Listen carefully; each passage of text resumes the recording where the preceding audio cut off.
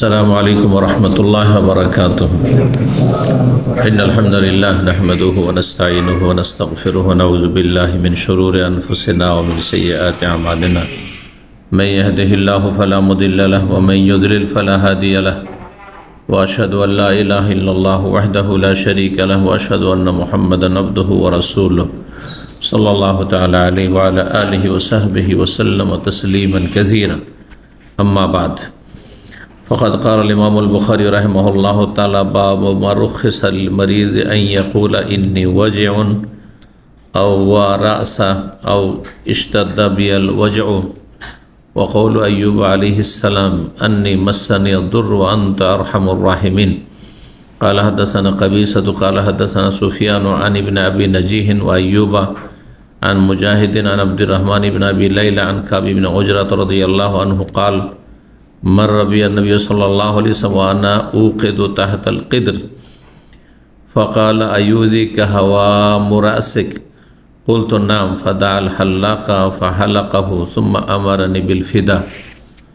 সম্মানিত ভাতৃমণ্ডলী, আল্লাহ রাব্বুল আলামিনের প্রশংসা এবং প্রিয় নবী সাল্লাল্লাহু আলাইহি সাল্লামের উপর সালাত ও সালামের পর আজ সোমবার 14ই রবিউল আখির 1447 হিজরি মোতাবেক 6 অক্টোবর 2025 আমাদের ধারাবাহিক আলোচনা সহিহুল বুখারীর রোগী সম্পর্কীয় পর্ব নম্বর 4। ইমাম বুখারীর এই রোগী সম্পর্কীয় পর্বের অধ্যায় নম্বর 16। এতে যে বিষয়টি নিয়ে এসেছেন তা হচ্ছে যে রোগীর জন্য কি এমন কোনো ছাড় আছে যে নিজের রোগের কথা বলতে পারবে কাউকে, নাকি একবারে গোপন রাখতে হবে? বলা যায় আছে, সমস্যা নেই, কিন্তু অভিযোগমূলক না। নিজের অবস্থা প্রকাশ করা যায়, কিন্তু অভিযোগ কমপ্লেনমূলক না। যেন আল্লাহর সম্পর্কে অভিযোগ করছে যে আল্লাহ আমাকে মুসিবতে ফেলেছে, আমাকে অসুস্থ করেছে, এই ধরনের হলে আপত্তি করে। এটি তাকদীরের উপর অসন্তুষ্টি প্রকাশ করে এবং তাতে নিজেরই ক্ষতি হয়। বরং আল্লাহ রাব্বুল আলামিন যিনি রোগ দিয়েছেন তিনি রোগ ভালো করতে সক্ষম, সর্বশক্তিমান। ওয়াইযা মারিযতু ফাহুয়া ইয়াশফিন, ইব্রাহিম আলাইহিস সালাম বলছেন, আমি যখন অসুস্থ হই তো সেই আল্লাহ একমাত্র ভালো করেন, রোগের নিরাময়ের মালিক। সুতরাং আপনি আল্লাহ রাব্বুল আলামিন সম্পর্কে সুধারণা রাখবেন যে আল্লাহ আমাকে ভালো করবেন, এবং পার্থিব যতটুকু চেষ্টা আছে আপনি চেষ্টা করবেন, দোয়ার চেষ্টা আল্লাহর কাছে, আল্লাহকে ডাকবেন আপনি, এবং চিকিৎসার চেষ্টা। আর যেসব চেষ্টা হয়ে থাকে, যেসব খাবার দাবার আপনার রোগ বাড়ায়, যেভাবে লাইফ স্টাইল হলে রোগ বাড়ে, সেগুলোতে বেঁচে থাকবে। এগুলো হচ্ছে রোগ মুক্তির উপায়। কিন্তু অভিযোগমূলক যাকে তাকে বলা, যেখানে সেখানে বলা, আর খুব নিজের কষ্ট প্রকাশ করা, এগুলি ভালো নয়, পছন্দনীয় নয়। তো বলছেন বাবু মা রুখিসা লিল মারিদ, এই অধ্যায় হচ্ছে যে ছাড় দেওয়া হয়েছে রোগী ব্যক্তিকে আন ইয়াকুলা, এ কথা বলা বা এ কথা বলতে, আন্নী ওয়াজিউন, যে আমি যন্ত্রণাগ্রস্ত, আপনার কোনো শারীরিক যন্ত্রণা আছে, কষ্ট আছে, আমি অসুস্থ, আমি কষ্ট পাচ্ছি, বলা যায়। আওয়ারা আসা, মাথায় ব্যথা, কোনো কোনো সময় ব্যথা, প্রচণ্ড ব্যথা হয়ে থাকে, মানুষ খুব বেশি কষ্ট পায়। ওয়ারা আসা আরবদের ভাষা, মাথায় প্রচণ্ড ব্যথা থাকলে, যন্ত্রণা থাকলে তারা বলতো, হায় আমার মাথা গেল, হায় আমার মাথা গেল, মানে আমি প্রচণ্ড ব্যথা যন্ত্রণা অনুভব করছে আমার মাথায়। আবিস্তাদ্দা বিয়াল ওয়াজউ, রোগ বৃদ্ধি পেয়েছে, আমার রোগ মারাত্মক আকার ধারণ করেছে বা খুব বেশি অসুস্থ হয়ে পড়েছি, এই কথাগুলি বলা জায়েজ।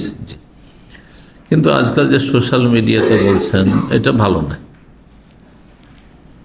কি আলেম কি জাহেল সবাই, এল্লা মাশাআল্লাহ অল্প কিছু ভালো আলেম আছেন যারা এইসব করেন না, অসুস্থ হলে নিজের কথা প্রকাশ করে না।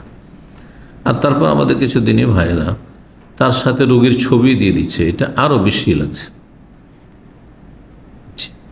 এটা ভালো না, তার জন্য এটা ভালো না, আর তাকে যারা ভালোবাসে তাদের জন্য এটি জায়েজ না।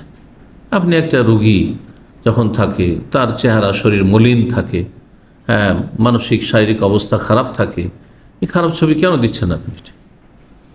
এটা ক্ষতি করছেন, তার কি করছেন আপনি? এটা খুবই খারাপ কাজ। এগুলো আমি ওসিয়ত করে রেখেছি আমার পরিবারকে, যে আমার অসুস্থতা, আল্লাহ না করে অসুস্থ হয়, তবে মরতে তো হবে একদিন, তারপরে মৃতদেহ দোয়া চাইছে, অমুক মারা গেছেন, মৃতদেহ মরা ছবি দিয়ে দিয়েছে। আউযুবিল্লাহ, আউযুবিল্লাহ, আল্লাহ হেফাজত করি সব অনিষ্ট থেকে। আল্লাহ না করে কোনোদিন মানুষের বিপদ আপদ হয়, কোনো বিপদের ছবি, অসুস্থতার ছবি, দুর্ঘটনা অ্যাক্সিডেন্টের ছবি অথবা মৃতদেহের ছবি, এগুলো দিয়ে মানুষের কাছে দোয়া চাওয়া, এগুলো মূর্খদের কাজ, এগুলি গণ্ড মূর্খদের কাজ।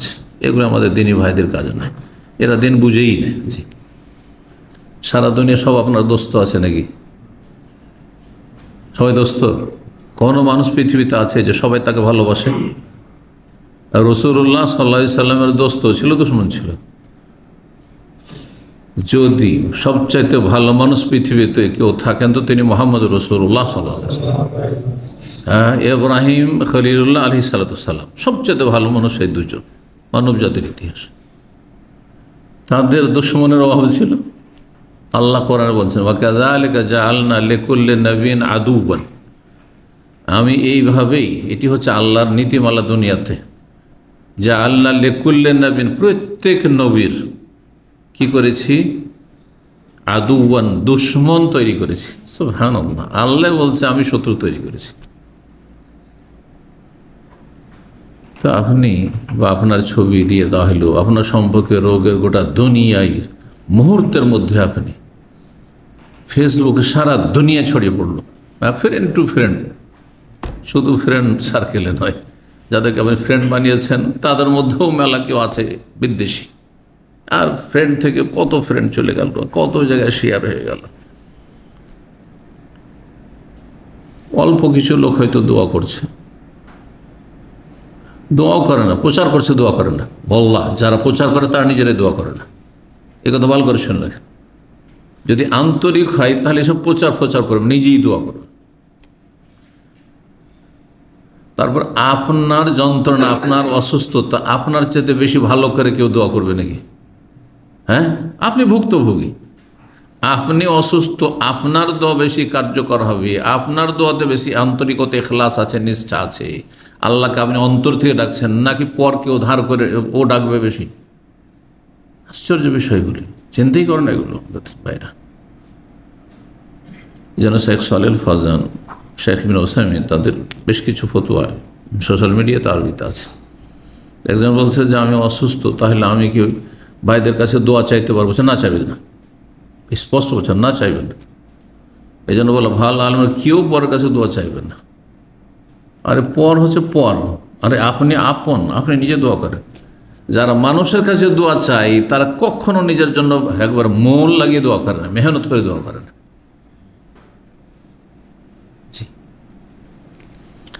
দোয়া চাইবেন পরে, আপনি নিজে দোয়া করে, আর তারপরে অল্প কিছু লোক, বিশিষ্ট ব্যক্তিজন আপনাকে ভালোবাসে, আপনি জানেন, বাপ মা ভালোবাসে, ছেলে মেয়ে ভালোবাসে, স্ত্রী ভালোবাসে, স্বামী ভালোবাসে, হ্যাঁ, আলেমের দিন পরেশগার মানুষ যদি হয়, ভালো মানুষ, তাহলে আপনার সাথে দুনিয়ার কোনো ঝগড়া বিবাদ নেই, সুতরাং ভালোবাসে।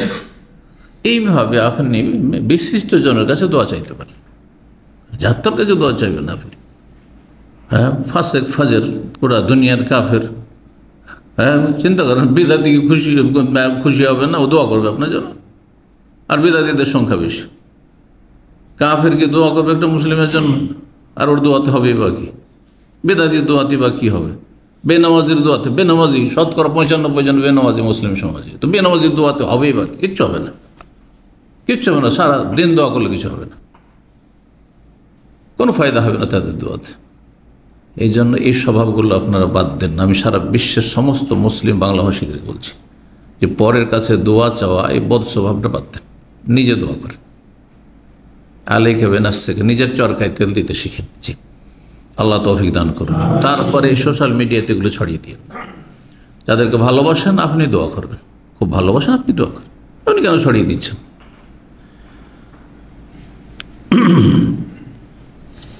তো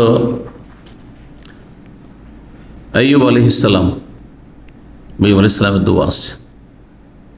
মানুষের কাছে দোয়া চাওয়ার বিষয়ে আরেকটি কথা এখানে বলি। আয়েশা রাদিয়াল্লাহু তাআলা নবী সাল্লাল্লাহু আলাইহি ওয়াসাল্লামের কত প্রিয়তম ছিলেন। যখন জিজ্ঞাসা করেন সবচাইতে প্রিয় ব্যক্তি কে, তখন নবী সাল্লাল্লাহু কি বলেছিলেন? কি বলেছিলেন? আগে আয়েশা রাদিয়াল্লাহু তাআলা বলেছেন। তারপর যখন জিজ্ঞাসা করেন না আসলে মহিলাদের সম্পর্কে বলছে না, পুরুষদের মধ্যে বলছে আবু হা, তার বাবা সবচেয়ে প্রিয়। আয়েশা রাদিয়াল্লাহু তাআলা ছেলে মেয়ে হয়, নিঃসন্তান ছিলেন না? ছিলেন না? ছিলেন কি ছিলেন না? নিঃসন্তান ছিলেন। তিনি ভালো করে জানছেন রাসূলুল্লাহ সাল্লাল্লাহু আলাইহি ওয়াসাল্লামের দোয়া কবুল হবেই। তিনি আমার স্বামী, হ্যাঁ, আমার সন্তান হওয়া মানে নবীর সন্তান হওয়া। একটি হাদিস দেখান তো দেখি যে রাসূলুল্লাহ সাল্লাল্লাহু আলাইহি ওয়াসাল্লামের কাছে আয়েশা অনুরোধ করছেন, আবেদন করছেন যে ইয়া রাসূলুল্লাহ, আমার একটা সন্তানের জন্য একটু দোয়া করে দেন, আল্লাহ যেন আমাকে একটা নেক সন্তান দেয়। দেখান দেখি। আরও আপনাদের দিমাগ খোলার প্রয়োজন আছে এর বেশি? আপনি আপনার দোয়া করবেন, করেননি। যদি থাকতো তাহলে অবশ্যই মা আয়েশা বর্ণনা করতেন, আমি একবার রাসূলুল্লাহর কাছে দরখাস্ত করলাম যে ইয়া রাসূলুল্লাহ, আমার জন্য একটু দোয়া করে দেন যাতে আমাকে আল্লাহ একটা নেক সন্তান দেন। নেই কোনো হাদিস, কোনো হাদিস নেই। তাহলে কি করেছেন? আল্লাহর কাছে আশা রেখেছেন। কি কথা বলবেন যে তিনি ছেলে মেয়ে চাইতেন না, সন্তান চাইতেন না? কোন পুরুষ মহিলা আছে যে বিবাহ হবে আর ছেলে মেয়ে চাইবেন না? ঠিক না? তো মনের আশা ছিল, হ্যাঁ, আল্লাহ সম্পর্কে সুধারণা ছিল, যেটা আল্লাহ করবেন তাতে মঙ্গল আছে। দোয়াও নিজে করেছেন, ঠিক আছে। কিন্তু দোয়া করে আল্লাহ রাব্বুল চাননি, ছেলে মেয়ে হয়নি, সবর করেছেন। আচ্ছা, অনেকের ছেলে মেয়ে না হইলে আবার হাহাকার অবস্থা, ভেঙে পড়ে। আমি তো এমনও ভাই জানি যে আমার সামনে হাও মাও করে কান্না করেছে। বয়স হয়ে গেছে 50-এর পার হয়ে, 60-এর কাছাকাছি বা 60, আর ছেলে মেয়ে হয়নি। 25-30 বছর হয়ে গেল বিয়ে শাদী হওয়া, ছেলে মেয়ে হয়নি। কী করে আমার বার্ধক্যে কী করে আমি চলবো, এই বলে হাও মাও করে কান্না শুরু করেছে। কেন ভাই? সবর করুন আপনি। ফাসবির কামা সাবারাল উলুল আজমি মিনার রাসূল। আপনার আগে আম্বিয়া রাসূলগণ সবর করেছেন।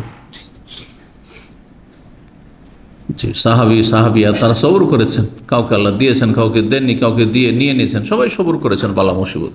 জি, ঈমানকে সুন্দর করুন। জি, তো আইয়ুব আলাইহিসসালাম দোয়া করেছে। আইয়ুব আলাইহিসসালামকে তার সাথী সঙ্গীদের কাছে দোয়া চাইছেন যে আমার জন্য দোয়া করো, আমি খুব অসুস্থ হয়ে পড়েছি। অথচ মারাত্মক রোগে আক্রান্ত হয়েছেন তিনি, কিন্তু ঘৃণিত রোগে নয়। আইয়ুব আলাইহিসসালামের জীবনী সম্পর্কে বাংলায় যে বই আছে, গাঁজাখড়ি বইগুলো, জালিয়াতে ভরা বই। এমন হয়েছিল শরীরে পোকা হয়ে গেছিল আর শরীর সরে সরে পড়ে যাচ্ছিল। আউযু বিল্লাহ। আচ্ছা, এরকম যদি কেউ রুগ্ন হয় তো তাকে ছেড়ে মানুষ পালাবে না? একটি বিষয়। দ্বিতীয় বিষয় যে এই রোগটা ঘৃণিত রোগ না? আল্লাহর প্রিয় বান্দা, প্রত্যেক যুগের নবীরা সবচেয়ে বেশি আল্লাহর প্রিয়। তো আল্লাহর প্রিয় বান্দাকে আল্লাহ এমন রোগ দিবেন যেটা একবার ঘৃণিত রোগ, মানুষের ঘৃণা হয়, শুনলে একটা ঘৃণা হবে যে ওর শরীরে পোকা হয়ে গেছে, কাছে যাওয়া মুশকিল, যেতে চাইবেন আপনজন, ঠিক না? তাহলে এই কথাই প্রমাণ করে, এই যে আমি নিজের পক্ষে বলছি না, বিজ্ঞ মহাক্ক গবেষক ওলামাদের কথা বলছি, যে এগুলি আইয়ুব আলাইহিসসালামের জীবনী সম্পর্কে জালিয়াতি সব, মিথ্যার ছড়াছড়ি। তাকে এমন রোগ হয়নি যেটা ঘৃণিত। দেখেন, মানুষের কারো যদি ধরেন হার্ট অ্যাটাক হয়, ঘৃণিত রোগ না, মারাত্মক রোগ। কিডনি ফেল, ঘৃণিত রোগ না, যে ওর পাশে কেউ বসবে না, তাই না? কিন্তু কুষ্ঠরোগ, শরীর পচে যাচ্ছে, পোকা হয়ে গেছে, অমুক হয়ে গেছে, ঘৃণিত রোগ।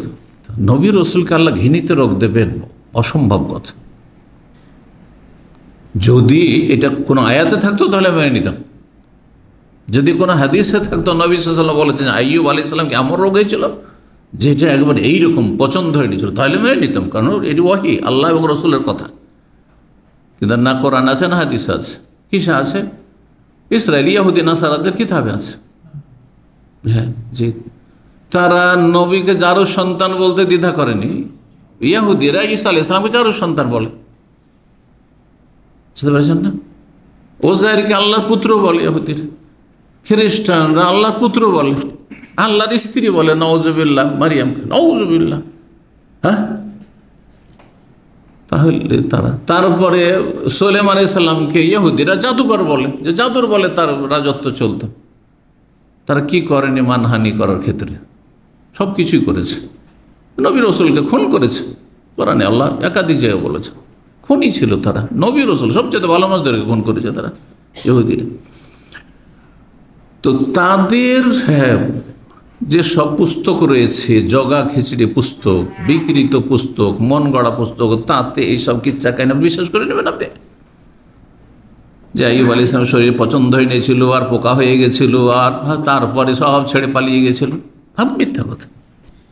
হ্যাঁ, তবে রোগ হয়েছিল, দুরারোগ্য রোগ, কঠিন রোগ, আর সেটা তারপরে 18 বছর ছিল, এইটাও জাল কথা। কোথায় আছে যে 18 বছর ছিল? আয়াত আছে, হাদিস, ওই হাদিস আছে একটি, দেখান দিন। কত যে সংশোধনের প্রয়োজন রয়েছে আমাদের মুসলিম সমাজে। হ্যাঁ, জালিয়াতি আর জালিয়াতি, আকিদাতি জালিয়াতি, তো কিচ্ছা কাহিনী তো জালিয়াতি হবে, মাসলা মাসাইলে তো হালাল হারামে জালিয়াতি হবে। আল্লাহ বোঝার তৌফিক দান করেন। আইয়ুব আলাইহিস সালামের দোয়া, সূরা আম্বিয়া আয়াত নম্বর 83, এই জন্য এই কথাটি বললাম। তিনি দোয়া করেছেন আন্নি মাসানিয়া দুররু, আল্লাহ আমাকে রোগ স্পর্শ করেছে। দুর মানে ক্ষতি, রোগ ক্ষতি করে শরীরের। আমাকে অনিষ্ট বা রোগ কি করেছে? স্পর্শ করেছে, মানে রোগাক্রান্ত হয়ে গেছি, আমি অসুস্থ হয়ে পড়েছি। ওয়ান্তা আরহামুর রাহিমিন, তুমি দয়ালুদের সবচেয়ে বড় দয়ালু, সর্বাধিক দয়ালু। মা দয়া করে, বাবা দয়া করে, স্বামী দয়া করে, স্ত্রী দয়া করে, ছেলে মেয়ে দয়া করে, মায়া করে, সবাই করে। দুনিয়ার যে কেউ মায়া দয়া করুক না কেন, সবচেয়ে বড় মায়া এবং দয়া কার রয়েছে? রব্বুল আলামিনের, যিনি আরহামুর রাহিমিন। কত সুন্দর দোয়া, লম্বা দোয়া করেছেন। তাহলে দোয়ার জন্য একবারে ঘন্টার ঘন্টা দোয়া করতে হবে। হ্যাঁ, আর কোনো দোয়া বাদ দিবেন না এমন কথা নাই। দোয়া এখান থেকে যদি বের হয়, আর হালাল খান, হারামখোর না হন, হারাম খাবেন না, বেঈমানি আত্মসাৎ করবেন না, জুলম অত্যাচার করবেন, মানুষের টাকা পয়সা মেরে রাখবেন না, সততা যদি থাকে, তো এই এক লাইনও নয়, এই দোয়াটি আন্নি মাসানি আদুররু, আল্লাহ আমি রোগী হয়ে গেছি, অসুস্থ হয়ে পড়েছি, আর তুমি সবচেয়ে বড় দয়ালু। আল্লাহ ভালো করে দিলেন, ভালো হওয়ার ব্যবস্থা করে দিলেন। 5665 নম্বর হাদিস। এই আয়াত কেন নিয়েছেন ইমাম বুখারী রাহিমাহুল্লাহ? যে তিনি প্রকাশ করেছেন নিজের রোগের কথা, আল্লাহ আমি অসুস্থ হয়েছি। তার অসুস্থ হলে বলা যায়, এই না যে লুকিয়ে রেখে দিতে হবে, বলতে হবে, কিন্তু যাকে তাকে নয়। এই জন্য ভালো ভালো আলেমদের বড় বড় রোগ হয়েছে, কিন্তু নিজের পরিবারের সদস্যের বাইরে কেউ জানতো না। আল্লামা ইমাম শাইখুন বাজ রাহিমাহুল্লাহ ক্যান্সারে আক্রান্ত ছিলেন, ইন্তেকাল করেছেন ক্যান্সারে আক্রান্ত, ক্যান্সারে রোগী ছিলেন। তার স্ত্রী, ছেলে মেয়ে ছাড়া কেউ জানতো না, বাইরে কেউ জানতো না, বাইরের কেউ জানতো না। এটা হচ্ছে আমাদের সালাফদের, আল্লাহর নেক বান্দাদের পরিচয়, যে নিজের কষ্টের কথা পরকে বলবেন না। আপনি যার কাছে আশা আছে যে সেই হিতাকাঙ্ক্ষী আপনার জন্য সত্যি অন্তরে দোয়া করবে, তার আগে আপনি দোয়া করেন আগে। আইয়ুব আলাইহিস সালাম জনগণকে বলে বাড়াননি, কাকে বলেছেন? রব্বে, তার আগে রয়েছে রব্বে, আল্লাহ, রব আল্লাহ, আল্লাহকে বলেছেন। তা আল্লাহকে খুব বলেন, অসুবিধা নেই। আল্লাহকে আপনার অভাবের কথা, কষ্টের কথা, দুঃখের কথা, মানসিক, শারীরিক যা আছে, আর্থিক সব বলেন। কিন্তু মানুষকে বলে বেড়া, ভাই পকেটে একটা পয়সা নেই, কি করে খাও ভাই, এত টাকা খরচ করে এসছি, বিদেশে এসছি, এখানে এসে চাকরি পাচ্ছি না, কি করে যে চলবে ভাই, হ্যাঁ দেশে গেলে কি যে করব, হ্যাঁ সম্পর্ক খারাপ হয়ে গেছে, কোম্পানি বন্ধ হইতে যাচ্ছে, কি যে হবে, এতে সর্বনাশ হয়ে যাবে, আল্লাহ সন্তুষ্ট হয়ে যাবে। এগুলো ভালো কাজ না। 5665 নম্বর হাদিস, কাব বিন উজরা রাদিয়াল্লাহু তাআলা আনহু বর্ণিত, তিনি বলেন, মাররা বিয়ান নবী সাল্লাল্লাহু আলাইহি ওয়াসাল্লাম, নবী সাল্লাল্লাহু আলাইহি ওয়াসাল্লাম আমার পাশ হয়ে অতিক্রম করলেন। হুদাইবিয়ার বছর ছিল, হুদাইবিয়ার সফর ছিল। ওয়ানা উকেদু তাহাতাল কিদরে, সেই সময় আমি চুলহায় আগুন জ্বালাচ্ছিলাম। কিদর মানে পাতিল, হাঁড়ি, আর চুলহার ওপর হাঁড়ি পাতিল থাকে, আর তার নিচে হাঁড়ির নিচে আমি আগুন জ্বালাচ্ছিলাম, মানে পাকশাক করছিলেন কিছু সাথী সঙ্গী নিজেদের জন্য। ফাকালা, সেই সময় যখন গরম থাকে, আগুনের গরম, যদি উকুন থাকে মাথায়, তাহলে উকুনগুলি তখন আর ছটপট করে, তখন মাথা থেকে চারিদিকে বেরিয়ে আসে, ছড়িয়ে পড়ে, ওই অবস্থা হয়েছিল। তো সাহাবায়ে কেরামদের অনেকের বড় চুল ছিল। ফাকার নবী সাল্লাল্লাহু আলাইহি ওয়াসাল্লাম, আইয়ুযিকা হাওয়ামু রাসিকা, তোমার মাথার উকুন তোমাকে কষ্ট দিচ্ছে খুব। কারণ রাসূলুল্লাহ সাল্লাল্লাহু আলাইহি ওয়াসাল্লাম দেখতে পাচ্ছেন যে এই চুলা জ্বালাচ্ছে, আর এই গরমের চোটে তার মাথা থেকে উকুনগুলি সব আর গোটা গায়ে ছড়িয়ে পড়েছে, মানে প্রবাহিত হচ্ছে, মনে হয় বইছে, এইরকম অবস্থা। কুম্মালু ইয়াতানাসারু, অন্য হাদিসে রয়েছে, মাথার উকুনগুলি চারিদিকে বিক্ষিপ্ত হয়ে পড়েছে। দেখতে পাচ্ছেন রাসূলুল্লাহ, কুলতু নাম, হ্যাঁ আমার উকুন আমাকে খুব কষ্ট দিচ্ছে। ফাদা আল হাল্লাক, নবী সাল্লাল্লাহু আলাইহি সাল্লাম ইহরাম অবস্থায় ছিলেন ওই সাহাবী, কারণ ওমরায় গেছেন। নবী সাল্লাল্লাহু আলাইহি সাল্লাম নাপিতকে ডাকলেন, হাল্লাক, নাপিতকে ডাকলেন। তাই আজ পর্যন্ত হাল্লাক শব্দটি আছে, কিন্তু আজকাল দোকানকে হাল্লাক বলছে, দোকান হাল্লাক নয়, দোকানের যে কর্মচারী তাকে হাল্লাক বলা হয়। দোকানকে বলতে মানে মাহাল হাল্লাকা, মাহাল মানে দোকান, হাল্লাকা মানে সেলুন। তখন তো নাপিতকে ডাকলেন, ফাহালাকাহু, আর তার মাথা মণ্ডন করে দিল সেই নাপিত। সুম্মা আমারান বিল ফিদা, তারপরে আমাকে নির্দেশ দিন রাসূলুল্লাহ সাল্লাল্লাহু আলাইহি ওয়াসাল্লাম ফিদিয়া দিয়ে দেওয়ার জন্য। কারণ ইহরাম অবস্থায় যেহেতু চুল কাটা নিষেধ, মাথা মুন্ডন নিষেধ, নখ কাটা নিষেধ, এগুলো নিষেধ, মোচ কাটা নিষেধ, দাড়ি সবসময় না যায়, হারাম। তো এই জন্য আল্লাহ রাব্বুল আলামিন কি করেছেন, এহরামের নিষিদ্ধ কাজ করলে কি করতে হবে, ফিদিয়া দিতে হবে। একে দম বলা হয় না, কিন্তু অনেকে বলে দেয়, মোটা কথা এটি, সূক্ষ্ম কথা হচ্ছে কি, এটি ফিদিয়া।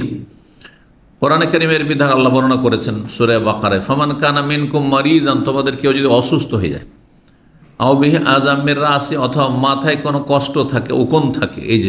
এই সাহাবীর যেহেতু বাস্তব ঘটনা এরকম ছিল, সেই জন্য এই শব্দ দিয়ে কোরআন আয়াত নাযিল হয়েছে। আও আযামির, মাথায় যদি কষ্ট, কারো মাথা ফেটে গেছে, কারো মাথায় ঘা হয়ে গেছে, উকুন নাই ঘা হয়ে গেছে, এখন মাথা মুন্ডন করতে হবে এরম অবস্থায়, মাথা ফেটে গেছে, রক্ত বইছে, তাহলে ওই জায়গায় চুল কাটতে হবে, ওই জায়গায় মেডিসিন লাগানোর জন্য বা আপনার সেলাই দেওয়ার জন্য ইত্যাদি। অনেক সময় হতে পারে এরকম। আল্লাহ বলছেন এইরকম যদি হয়, তাহলে এহরামে তোমাকে নিষিদ্ধ কাজ করতে হচ্ছে, এহরামে নিষিদ্ধ কাজ করে নাও। আর ফিদিয়া মানে এখান থেকে মুক্তি লাভের জন্য কিছু করে দাও, করণীয়। ফাফিদিয়াতুম মিন সিয়ামিন আও সাদাকাতিন আও নুসুক, এই তিনটির মধ্যে আল্লাহ এখতিয়ার, অপশন দিয়েছেন। তার মানে তিনটার যে কোনো একটা করতে হবে। ফাফিদিয়াতুম মিন সিয়ামিন, রোজা রাখতে পারো, রোজা রাখলে কয়টি, 3টি রোজা, জি, ফিদিয়াতুল আজা এটাকে বলা হয়। আর সিয়ামিন আও সাদাকা, সাদকা হলে 6 মিসকিনকে দিতে হবে আধসা করে, মানে তাহলে 3 সা, আর 3 3 9 কিলো মোটামুটি ধরে নেন। 6 জন মিসকিনকে খাবার দিয়ে দিবে, খাবার দিলেও চলবে। আর নসুক, অথবা একটা কোরবানি করো, কোরবানি মানে কমপক্ষে 500-600 রিয়াল, তাই না? তো 500 রিয়াল লাগছে, আর এখানে আপনার 9 কেজি, তো 9 কেজিটা সুবিধা। ওটাও যে 9 কেজি, তো যদি আপনি মনে করেন যে এটা দেবো না, আমি শুধু 3 দিন রোজা রেখে নেবো, তাও করতে পারেন আপনি। এর জন্য সেখানেও সফরও রাখতে পারেন, আপনি চলে এসেও রাখতে পারেন, শর্ত নয় যে মক্কাতে রাখতে হবে। তো নবী সাল্লাল্লাহু আলাইহি ওয়াসাল্লাম এই ফিদিয়া দিতে বলেন। 5666 নম্বর হাদিস বর্ণনা করেছেন কাসেম বিন মুহাম্মদ, প্রখ্যাত তাবী এবং বড় ইমাম ছিলেন মদিনার। তিনি বলছেন, কালাত আয়েশা, মা আয়েশা, কাসেম বিন মুহাম্মদ বিন আবি বকর, তো আবু বকর সিদ্দিক রাদিয়াল্লাহু তাআলা ছোট ছেলের নাম মুহাম্মদ ছিল, ওই মুহাম্মদের ছেলে কাসেম। আর মোহাম্মদের বোন হচ্ছেন মা আয়েশা রাদিয়াল্লাহু তাআলা আনহা, তাহলে কাসেম হচ্ছে মা আয়েশার ভাতিজা, তাই না, ভাইয়ের ছেলে। কালাত আয়েশা, আয়েশা রাদিয়াল্লাহু তাআলা আনহা বললেন যে একবার ঘটনা, তিনি অসুস্থ ছিলেন, মাথায় প্রচণ্ড ব্যথা ছিল। ওয়ারাসা, হাই আমার মাথা গেল, মানে মাথায় প্রচণ্ড যন্ত্রণা অনুভব করছি। ফাকালা রাসূলুল্লাহ তখন বললেন, যা কি এই মাথার ব্যথায় তুমি যদি মারাই যাও, হ্যাঁ যা কি লৌকানা ওয়ানা হাই, আর আমি যদি জীবিতই থাকি তো তোমার কোনো চিন্তা নেই, কারণ তোমার জন্য আল্লাহর কাছে আমি ক্ষমার জান্নাতের দোয়া করব। হ্যাঁ, তার মানে কি মরণ চাইছেন নাকি? নেগেটিভ কখনো চিন্তা করতে হয় না, কিন্তু মা এসে ওইটাই ভেবেছেন। হ্যাঁ, মানুষ নেগেটিভ চিন্তা করে নেয় অনেক সময়। বলছেন যদি এই মাথার ব্যথাতে তুমি মরেই যাও, ধরে নাও, আর আমি যদি বেঁচে থাকি, ফাস্তাগফিরুল্লাহি ওয়া আদুল্লাহি, তোমার জন্য আল্লাহর কাছে ক্ষমা প্রার্থনা করব এবং তোমার জন্য আমি দোয়া করতে থাকবো, নবীর দোয়া পাবে, রাসূলুল্লাহর দোয়া পাবে, তোমার কোনো চিন্তাই নেই, জান্নাত পেয়ে যাবে। ফাকালাত আয়েশা, মা আয়েশা রাদিয়াল্লাহু তাআলা আনহা তখন বলছেন, ওয়া সুকলায়া, হায় আফসোস, হায় আক্ষেপ, ওয়াল্লাহি আল্লাহর কসম করে বলছি, ইন্নী লা আযুন্নুকা তুহিব্বু মাউতি, আমার ধারণা আপনার সম্পর্কে যে আপনি আমার মরণকে পছন্দ করছেন, মরে যায় এটাই চাইছেন আপনি, না? জি, অনেক সময় স্বামী স্ত্রীতে আবেগে এই ধরনের কথাবার্তা বলা বলি হয় না, হয় না? জি, আমার ধারণা যে আপনি আমার মরণকে পছন্দ করছেন। ওয়ালাউ কানা যালিকা, আর যদি আমি মরেই যাই সত্যি, আর আপনি বেঁচে আছেন, থাকলেন, আর আমি মরে গেলাম, লা যালিলতা আখিরা ইয়াউমিকা মুআররিসান বিবাদ আজওয়াজি, তাহলে আপনার তো আমি শুধু না, আপনার আরও তো স্ত্রী আছে, সুতরাং আপনি দিন শেষে কোনো না কোনো স্ত্রীকে নিয়ে আপনি কি করবেন? রাত্রি যাপন করবেন। আপনি শোক করবেন না, আপনার শোক হবে না, আপনি দিন শেষ হতেই, দিন শেষ হবে না, দিন গেলেই, যে দিনে মারা যাবো, রাত্রে আপনি অন্য বিবিকে নিয়ে আপনি আমোদ ফুর্তি করতে থাকবেন। ফাকাল নবী সাল্লাল্লাহু আলাইহি ওয়াসাল্লাম, তখন নবী সাল্লাল্লাহু আলাইহি ওয়াসাল্লাম বললেন যে শুধু তোমার মাথায় ব্যথা হয় না, হ্যাঁ, বেশি আবেগ, নারীদের আবেগ বেশি, কিন্তু হ্যাঁ অনেক পুরুষরা বেশ আবেগী থাকে, আর আমাদের বাঙালি জাতি আরও বেশি আবেগী। হ্যাঁ, বিবেক এদের কম কাজ করে, আবেগ কাজ করে, ঠিক না? এই জন্য দেখেন আবেগে মনে হচ্ছে ইসলাম কায়েম করে ফেললো দেশে, নিরাপত্তার খবর নেই, আর ইসলাম কায়েমের স্বপ্ন দেখছে আকাশ ছোঁয়া। আর ইসলাম কায়েম করতে গিয়ে যে এই বছরের ইতিহাসে যত শিরকি আস্তানাতে এরা গিয়েছে, মনে হয় বাংলার জমিনের ইতিহাসে এত শিরকের আস্তানাতে কেউ যায়নি, আর তাও লেবাসধারী দাড়িওয়ালা, আর তাদের ঈমান নষ্ট করেছে এইভাবে, ঠিক না? আপনি দেখেন বিগত 40-50 বছর যারা ইতিহাস দেখেছেন, যে এমন শিরকের আস্তানা থেকে ধর্ণা দেওয়া আর শুভেচ্ছা জানানো, শুভ ইচ্ছা, খুব ভালো কাজ করছেন আপনারা, করতে থাকেন, হ্যাঁ, জাহান্নামে যেতেই থাকেন শিরিক করে মরে। কথা বোঝা গেছে না? এটা যদি আপনি পছন্দ করেন তো আপনার ঈমান থাকবে?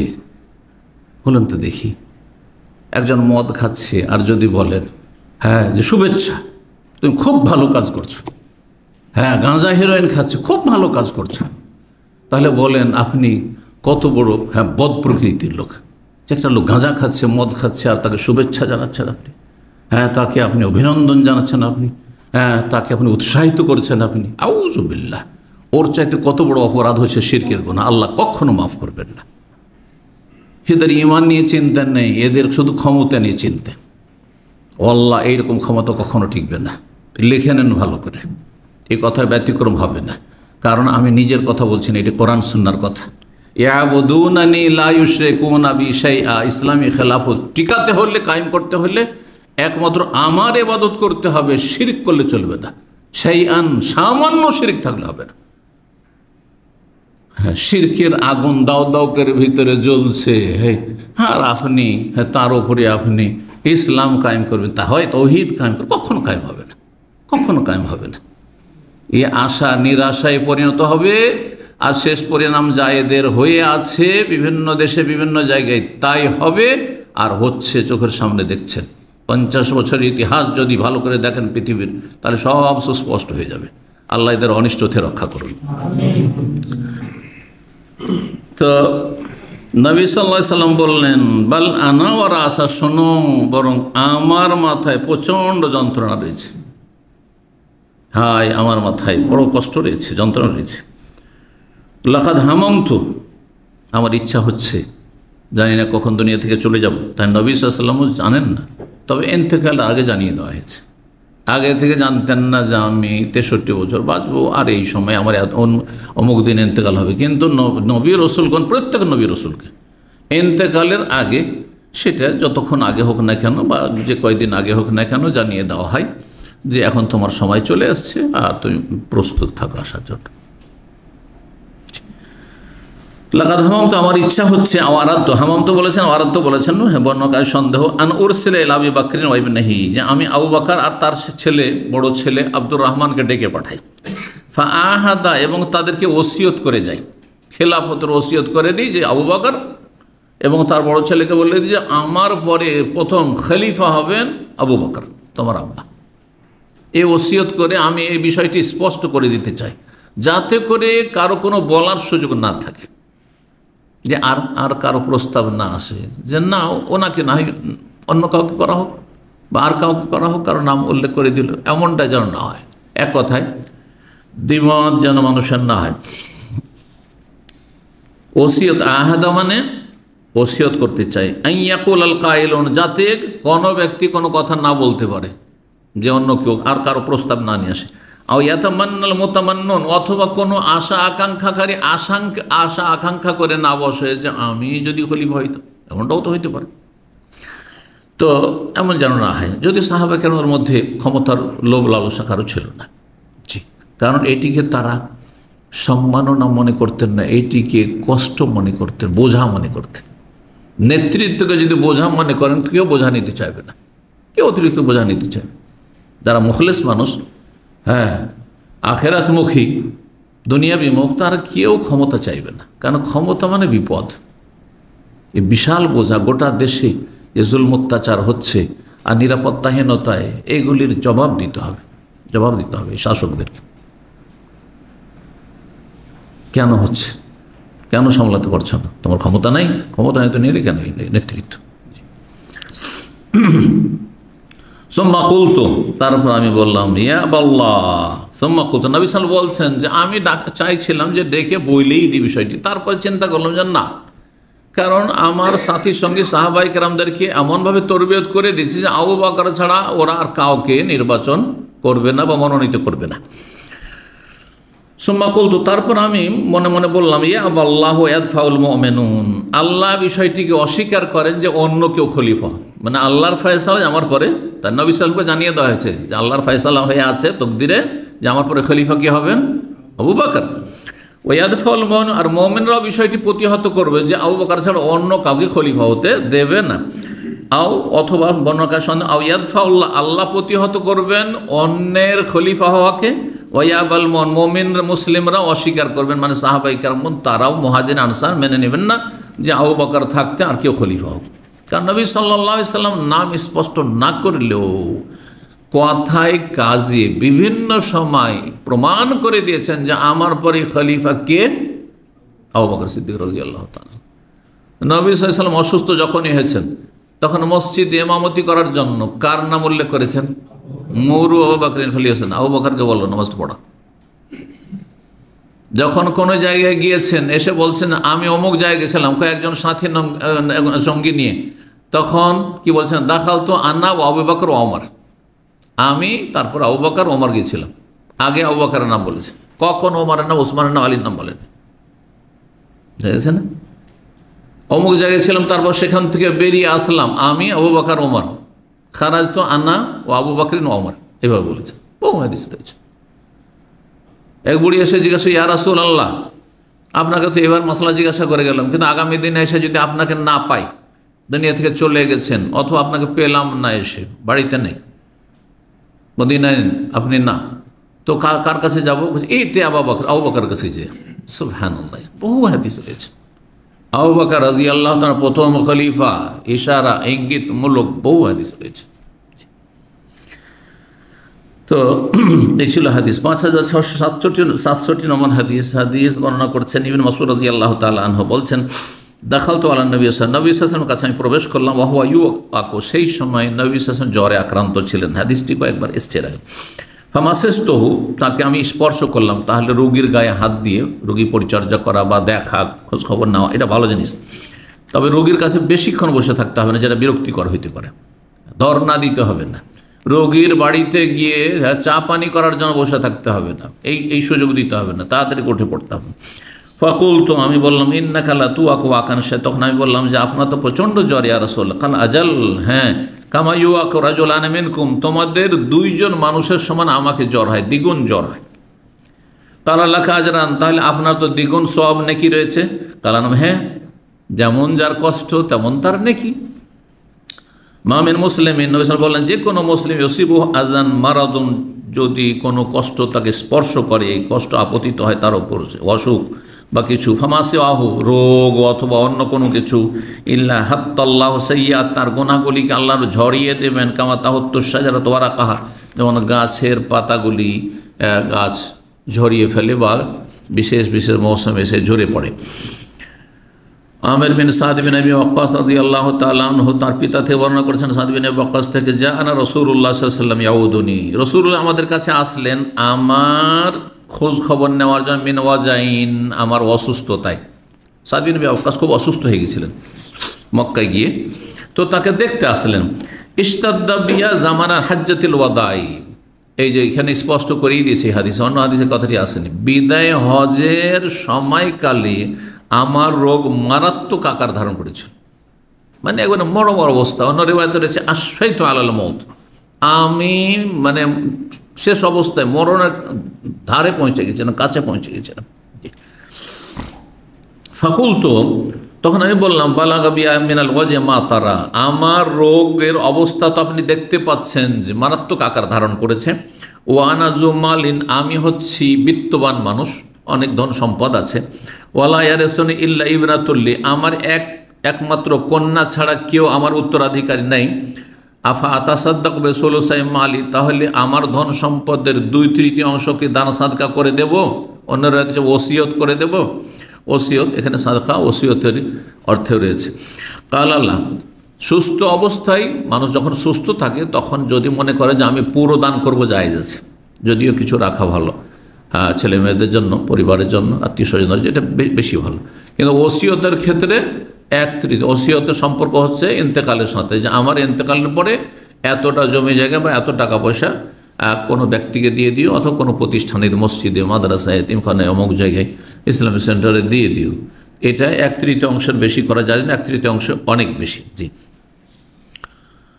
কারণ মানুষ যখন অসুস্থ হয় তখন হতে পারে কারোর উপরে অসন্তুষ্ট আছে, এই আশঙ্কা আছে। অসন্তুষ্ট থাকার কারণে সব ধন সম্পদ দান করে চলে যায়, কিন্তু সুস্থ সময় অসুবিধা নেই। আপনি যৌবনকাল আছে, সুস্থতা আছে, এমন কোনো মারাত্মক রোগ নাই যে মরে যাবেন ভাবছেন, আর স্পষ্ট কারোর সাথে কোনো শত্রুতাও নাই যে ছেলেকে দেখতে পারি না বা মেয়েকে দেখতে পারি না, যেন তাকে বঞ্চিত করার উদ্দেশ্য, এরকম কোনো অসৎ উদ্দেশ্য নেই। আপনি সব দান করছেন, জায়েজ আছে। আবু বকর সিদ্দিক রাদিয়াল্লাহু সব দান করেছেন না, ওমর রাদিয়াল্লাহু অর্ধেক দান করেছেন না, তাহলে বোঝা গেল যে জায়েজ আছে, জায়েজ আছে। কিন্তু ওসিয়তের ক্ষেত্রে 1/3। আমার মরার পরে এতটা দিয়ে 1/3, 1/3 দিতে পারেন, তার বেশি না। তো আমি কি 2/3 দান সাদকা করতে পারবো, ওসিয়ত করতে পারবো? কাল আল্লাহ না। কুলতফা বিশ্বাত, তাহলে অর্ধেক। কাল আল্লাহ না। কুলতো আসলস, 1/3। কাল আসলস কাসির, 1/3 অনেক বেশি। কারণ ইন্নাকা আনতাদা ওয়ারাসাতাকা আগনিয়া খায়রুন মিন আনতাজারহুম আলাতান ইয়াতাকাফফুনান নাস, তুমি যদি তোমার উত্তরাধিকারীদেরকে বিত্তবান ছেড়ে যাও, সচ্ছল অবস্থায় রেখে যাও, এটি বেশি ভালো, উৎকৃষ্ট কিসের থেকে? মিন আনতাজারহুম আলাতান, তাদেরকে অভাবে রেখে যাওয়ার চাইতে। আপনি মারা গেলেন আর আপনার ছেলে মেয়ে পরিবার অভাবে খেতে পাচ্ছে না, আর মানুষের দ্বারস্থ হতে হচ্ছে, এর চাইতে অনেক ভালো যে তাদের জন্য কিছু সম্পদ আপনি রেখে যেতে বলে, এটা বেশি উত্তম। এই জন্য তাদের খাওয়া খরচ কিছু রেখে তারপরে তুমি ওসিয়ত করো বা দান সাদকা করো। তো ইয়াতাকাফফুন, এমন না হয় যে তারা মানুষের কাছে কি হচ্ছে? মানুষের দ্বারস্থ হচ্ছে। কাফুন মানে হাত, মানে হাত বাড়াচ্ছে, হাত সম্প্রসারিত করছে যে আমাদেরকে ভিক্ষা দেন, সাহায্য করেন, এইরকম যেন আপনার ছেলে মেয়েকে না বলতে হয়। ওয়ালান্তুন ফেখা নাফাকাতান, আর মনে রেখো যে ছেলে মেয়েদের জন্য জমি জায়গা রেখে গেলে বা ধন সম্পদ রেখে গেলে যে নেকি হবে না, এমন কথা নেই। হবে যদি আপনি ফরজ জাকাত আদায় করেন, আর বাবা মায়ের হক আছে, তারপরে যেসব ফরজ হক রয়েছে সেগুলি খরচ খরচা করে আপনি যদি সম্পদ রেখে যেতে পারেন, জায়েজ আছে, জায়েজ আছে। ওয়ালান্তুন ফেখা নাফাকাতান, যে কোনো তুমি ব্যয় করবে তাবতাগি বিহা জাহাল্লাহ, আর তার মাধ্যমে যদি আল্লাহ সন্তুষ্টি কামনা করো, আল্লাহ সন্তুষ্টি কামনা করো, ইল্লা উজিরতা আলাইহা, তাহলে তাতে তোমাকে প্রতিদান দেওয়া হবে। স্ত্রীর ভরণ পোষণ চালাচ্ছেন, মাসের মাসে আপনি এখান থেকে আপনি খরচ খরচা পাঠাচ্ছেন, হ্যাঁ, ছেলে মেয়েদের আপনি লেখাপড়া করাচ্ছেন, ছেলে মেয়েদের পরিচর্যা করছেন, মেহনত করছেন, পরিশ্রম করছেন তাদের জন্য, হ্যাঁ, কষ্ট করছেন, আপনি বিদেশে আছেন, এই যে প্রবাস জীবন, এতে নেকি পাবেন আপনি। কিন্তু নেকির নিয়ত থাকতে হবে, মানবতার জন্য করছি, ছেলে মেয়েদের মায়া মমতাই করছি, তাহলে কিচ্ছু পাবেন না। কার জন্য করছি? আল্লাহ সন্তুষ্টির জন্য। আল্লাহ আমার ফরজ করেছে আমার স্ত্রী খেয়ে দিতে হবে, এটা ফরজ না হলে আল্লাহর কাছে ফেঁসে যাবো, জাহান্নামে যেতে হবে। স্ত্রীর ভরণ পোষণ না দিলে, ছেলে মেয়ের ভরণ পোষণ যদি না দিত, জাহান্নামে যেত আমাকে। জি, বাবা মা বৃদ্ধ হয়েছে, কত কষ্ট করে মানুষ করেছে, তাদের অভাব রয়েছে, সুতরাং তাদের খরচ খরচা যদি আমি না দিত, আমি জাহান্নামে যাব। এই জন্য আল্লাহ সন্তুষ্টির জন্য দিচ্ছে, পরকালে মুক্তির জন্য দিচ্ছে, তাই নাকি পাবেন। হাত্তা মা তাজআলু ফি ইমরাতি, এমনকি তোমার স্ত্রীর মুখে যা কিছু তুলে দিচ্ছ, মানে তার যে খরচ খরচা দিচ্ছ, ভরণ পোষণ, তাতেও নেকি রয়েছে। 17 নম্বর অধ্যায় বলছেন বাবু কৌলিল মারিজ, এই অধ্যায় হচ্ছে রোগী ব্যক্তির, হ্যাঁ, এই কথা বলা। রোগী যদি এমন কোনো কথা বলে তো সেটি জায়েজ কিনা, হ্যাঁ, বিরক্তি বোধ করলে বলতে পারে। কি বলা? কুমু আন্নি, আমার থেকে তোমরা চলে যাও। রোগী যখন খুব শারীরিক মানসিক যন্ত্রণায় থাকে তখন খিটখিটে মেজাজ হয়ে যায়। আপনারা বুঝেন কিনা, অসুস্থ হলে মানুষের মেজাজটা কেমন হয়ে যায়? খিটখিটে হয়ে যায়, একটুতে রেগে যায়, অশান্তি অনুভব করে। তো এই জন্য বিরক্ত করতে নেই। তো রোগী যদি বিরক্ত হয়ে বলে, হ্যাঁ, যে তোমরা এখান থেকে চলে যাও, হ্যাঁ, তোমরা এখান থেকে উঠে যাও, তো জায়েজ, বলতে পারে, কষ্ট দিয়ে না তাকে। 5669 নম্বর হাদিস, হাদিস বর্ণনা করছেন সাহাবী ইবনে আব্বাস রাদিয়াল্লাহু তাআলা আনহুমা, বলছেন লাম্মা হুযিরা রাসূলুল্লাহ সাল্লাল্লাহু আলাইহি ফিল বাইতি রিজালুন, যখন রাসূলুল্লাহ সাল্লাল্লাহু আলাইহি ওয়াসাল্লাম মৃত্যুর মুহূর্ত ঘনিয়ে আসলো, হাজারাহুল মউত, ইন্তেকালের সময় ঘনিয়ে আসলো, বাড়িতে বেশ কিছু পুরুষ লোকেরা ছিল, পরিবারের আত্মীয় স্বজন, চাচা যেমন আব্বাস, হ্যাঁ, তারপরে ইবনে আব্বাস যত ভাই, এক কথায় নিকট আত্মীয় যারা, তার বাড়িতে কিছু পুরুষ লোকও ছিল। ফিহিম, তাদের মধ্যে ছিলেন অন্যতম ওমর ইবনে খাত্তাব রাদিয়াল্লাহু তাআলা, শ্বশুর, যেহেতু হাফসা রাদিয়াল্লাহু তাআলা আনহার বাবা ওমর রাদিয়াল্লাহু তাআলা, তিনিও ছিলেন। নবী সাল্লাল্লাহু আলাইহি ওয়াসাল্লাম বললেন একটি কথা, কি? হালুম্মা, তোমরা নিয়ে আসো, আক্তুবু লাকুম কিতাবান, বা আসো তোমরা সবাই, তোমাদের জন্য একটি আমি লিখনি দিয়ে যাই, একটা কিছু লিখে দিয়ে যাই, ওসিয়তনামা, কি? লা তাযিল্লু বাদাহু, তারপরে তোমরা আর বিভ্রান্ত হবে না, খেলাফতের ব্যাপারে আমি লিখে দিয়ে চলে যাই যে আমার পরে খলিফা অমুক হবে, তাহলে এই বিষয়ে আর তোমরা বিভ্রান্ত হবে না, হ্যাঁ, যে একে করি না ওকে করি, একে বানাই খলিফা, ওকে বানাই, এরকমটা যেন না হয়। প্রথম নবী সাল্লাল্লাহু আলাইহি ওয়াসাল্লাম এই কথাই বলেছিলেন। জি, অসুস্থ অবস্থায় ওমর রাদিয়াল্লাহু তাআলা দেখলেন যে নবী সাল্লাল্লাহু আলাইহি ওয়াসাল্লাম প্রচণ্ড অসুস্থতে আছেন, আর বড়ই কষ্ট হচ্ছে তার, এই অবস্থায় লেখালেখির কোনো প্রয়োজন নেই। আমরা আলহামদুলিল্লাহ আমাদের তরবিয়ত হয়েছে, আমরা যোগ্য ব্যক্তিকে আমরা নির্বাচন করে নেব, মনোনীত করে নেব, তো নবী সাল্লাল্লাহু আলাইহি ওয়াসাল্লাম কষ্ট দিয়ে লাভ কী?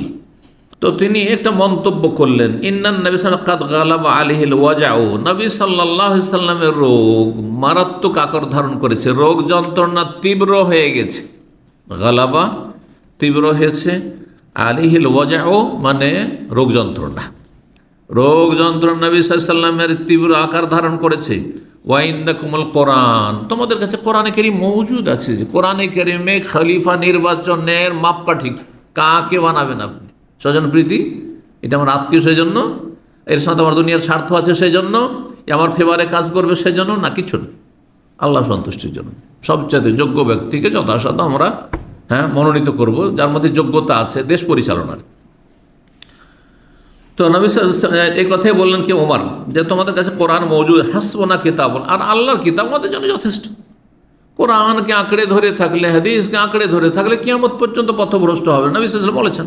জি, ফাখতালাফ আহলুল বাইত, তখন বাড়িতে যারা অবস্থান করছিল, আহলে বাইতের সদস্যরা, নবী সাল্লাল্লাহু আলাইহি ওয়াসাল্লাম পরিবারের সদস্যরা আপোষে মতবিরোধে লিপ্ত হইল।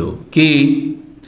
ফাখতাসাম, বাক বেতনটা শুরু করে দিয়ে, মিনহুম মাইয়ুর, কেউ কেউ বলতে লাগলো কাররেবু, তোমরা একটা কোনো কিছু লিখনি, মানে এগিয়ে দাও। তখন কাগজের যুগ ছিল না, কিসে লিখা হইতো? পাথরে লিখা হইতো, গাছের বাকলে লিখা হইতো, চামড়াতে লিখা হইতো, সাধারণত চামড়া। তো চামড়া কিছু একটা এগিয়ে দাও।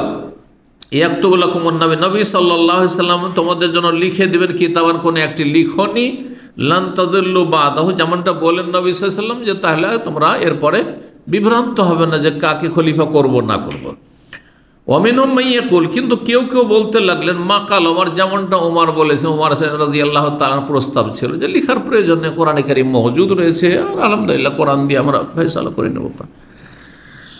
ফালাম্মা আকসারুল লাগু, আপোষে কিন্তু যখন দুই দিকে কথা চলে, কেউ বলছেন না না না এটা করতে হবে না, বলছেন না করি না এটা, এই করতে করতে বিভিন্ন লোক বিভিন্ন মত পেশ করতে গিয়ে ফালাম্মা আকসারুল লাগু ওয়াল ইখতাল, লাগু অসার অনার্থক কথাবার্তা, যখন খুব বেশি অনার্থক কথাবার্তা হতে লাগলো আর মতভেদ হতে শুরু হলো নবী সাল্লাল্লাহু আলাইহি ওয়াসাল্লামের কাছে, তখন রাসূলুল্লাহ সাল্লাল্লাহু আলাইহি ওয়াসাল্লাম বলেন কুমু, তোমরা এখান থেকে চলে যাও, তোমরা এখান থেকে উঠে যাও। কারণ যখন শারীরিক কষ্ট থাকে তখন মানসিকও কষ্ট থাকে, আর শারীরিক মানসিক কষ্ট থাকলে সব বিরক্তি আর বরদাস্ত হয় না, তোমরা এখান থেকে সরে যাও। জি, তো রোগী এ কথা বলতে পারে। ওবায়দুল্লাহ বলছেন, ওবায়দুল্লাহ বিন আব্দুল্লাহ, তিনি বলছেন বিন উতবা বিন মাসউদ, ইবনে আব্বাস রাদিয়াল্লাহু তাআলা আনহু তারপরে বললেন বা বলতেন, এই হাদিসটি বর্ণনা করে, ইন্নার রাজিয়াতা কুল্লার রাজিয়া, কি মহা বিপদ হইল সেই দিনে, মাহালা বাইনা রাসূলিল্লাহ সাল্লাল্লাহু আলাইহি ওয়াসাল্লাম বাইনা ইয়াকতুবা লাহুম যালিকাল কিতাব, যে রাসূলুল্লাহ সাল্লাল্লাহু আলাইহি ওয়াসাল্লামের মাঝে এবং তিনি যে একটা লিখনি লিখে দিতে চাইছিলেন তার মাঝে যে মতবিরোধ বা দ্বিমত এখানে যে হয়ে গেল এবং অসার অবাঞ্ছিত কথাবার্তা আপোষ হইতে লাগলো, বাকবিতণ্ডা হইতে লাগলো, এইটি একটি বড় মুসিবত ছিল। যদি এখানে দ্বিমতটা না হইতো, নবী সাল্লাল্লাহু আলাইহি ওয়াসাল্লাম যা বলেছিলেন চুপচাপ আমরা যদি নিয়ে এসে দিয়ে দিতাম তো এটাই ভালো হইতো। এইটিও একটি বড় মুসিবত যে আপোষে আমাদের পরিবারে যারা ছিল সদস্য নিকটাত্মীয়রা, তারা ঘরে ছিল শেষ অন্তিম অসুস্থতার সময়, তারা আপোষে তাদের হট্টগোলের কারণে আর তাদের আপোষে মতবিরোধের কারণে বড় একটা বিপদ হলো যে আরে লেখাটা হলো না, না হলো খালি খেলাফত সম্পর্কে নবী সাল্লাল্লাহু আলাইহি ওয়াসাল্লাম লিখিয়ে দিয়েই চলে যেতেন। জি, রাজিয়াতুন মানে মুসিবা। 18 নম্বর অধ্যায়ে বাবু মানে যাহাবা বিসাবিল মারিদ আলিউদ আলাহি, অধ্যায় হচ্ছে কোনো ব্যক্তি যদি কোনো অপ্রাপ্ত বয়স্ক রোগীকে নিয়ে যায় কোনো নেক ভালো ব্যক্তির কাছে, কিসের জন্য? তার দোয়া নেওয়ার জন্য, কারো কাছে দোয়া চাওয়ার জন্য। ছেলে আপনার অসুস্থ রয়েছে, মেয়ে অসুস্থ রয়েছে, কচি কাঁচা, তাদেরকে যদি নিয়ে যান যে আমার ছেলেটার জন্য দোয়া করে দেন, আমার একটু মেয়েটার জন্য দোয়া করে দেন, তো কেমন জায়েজ, ভালো। কিন্তু নেক মানুষের কাছে, যার কাছে আশা করছেন যে ইনশাআল্লাহ তার দোয়া কবুল হবে অথবা সহযোগী হবে আমার দোয়ার সাথে, আগে নিজের দোয়া, কিন্তু সবসময় এটা মনে রাখবে, আমার দোয়ার সহযোগী আপনাদের দোয়া হবে, এই নয় যে আপনাদের দোয়া আমার বেশি কাজ দেবে। বাঙালি সমাজে আরেকটা মূর্খামি আছে, হিন্দুরা বলে মায়ের আশীর্বাদ, আর এই বাঙালি মুসলিমরা বলে যে মায়ের দোয়া। আরে বাপের দোয়া বলে না, বড়ই দুঃখের বিষয়। আমার মায়ের দোয়া আছে, তোমার বাপ গেল কোথায়? মায়ের সাথে বাপ বেশি চিন্তা করে ছেলেটিকে বড় করার জন্য, এটা মনে রাখেন। যারা বাবা হয়েছেন তারা ভালো করে বুঝতে পারছেন মায়ের চিন্তা দৌড় কতটুকু, যে আমার ছেলেটাকে ভালো ভালো খাওয়াবো আর একটু ঘরের মধ্যে ভালো রাখবো, যত্নে রাখবো। কিন্তু মা এতদূর কোথায় চিন্তা করবে যেই চিন্তাটা আমি করতে পারবো আমার ছেলে মেয়েদের জন্য, যে আমি এদেরকে কতটা উপরে নিয়ে যেতে পারি, সেই চিন্তার ক্ষমতা কি আমার পরিবার আছে? কখন এটা হইতে পারে না। তুলনামূলক মায়ের চাইতে বাবা বেশি শিক্ষিত, বেশি জ্ঞানী, অধিকাংশের ক্ষেত্রে ব্যতিক্রম কিছু, সেটা ভিন্ন বিষয়।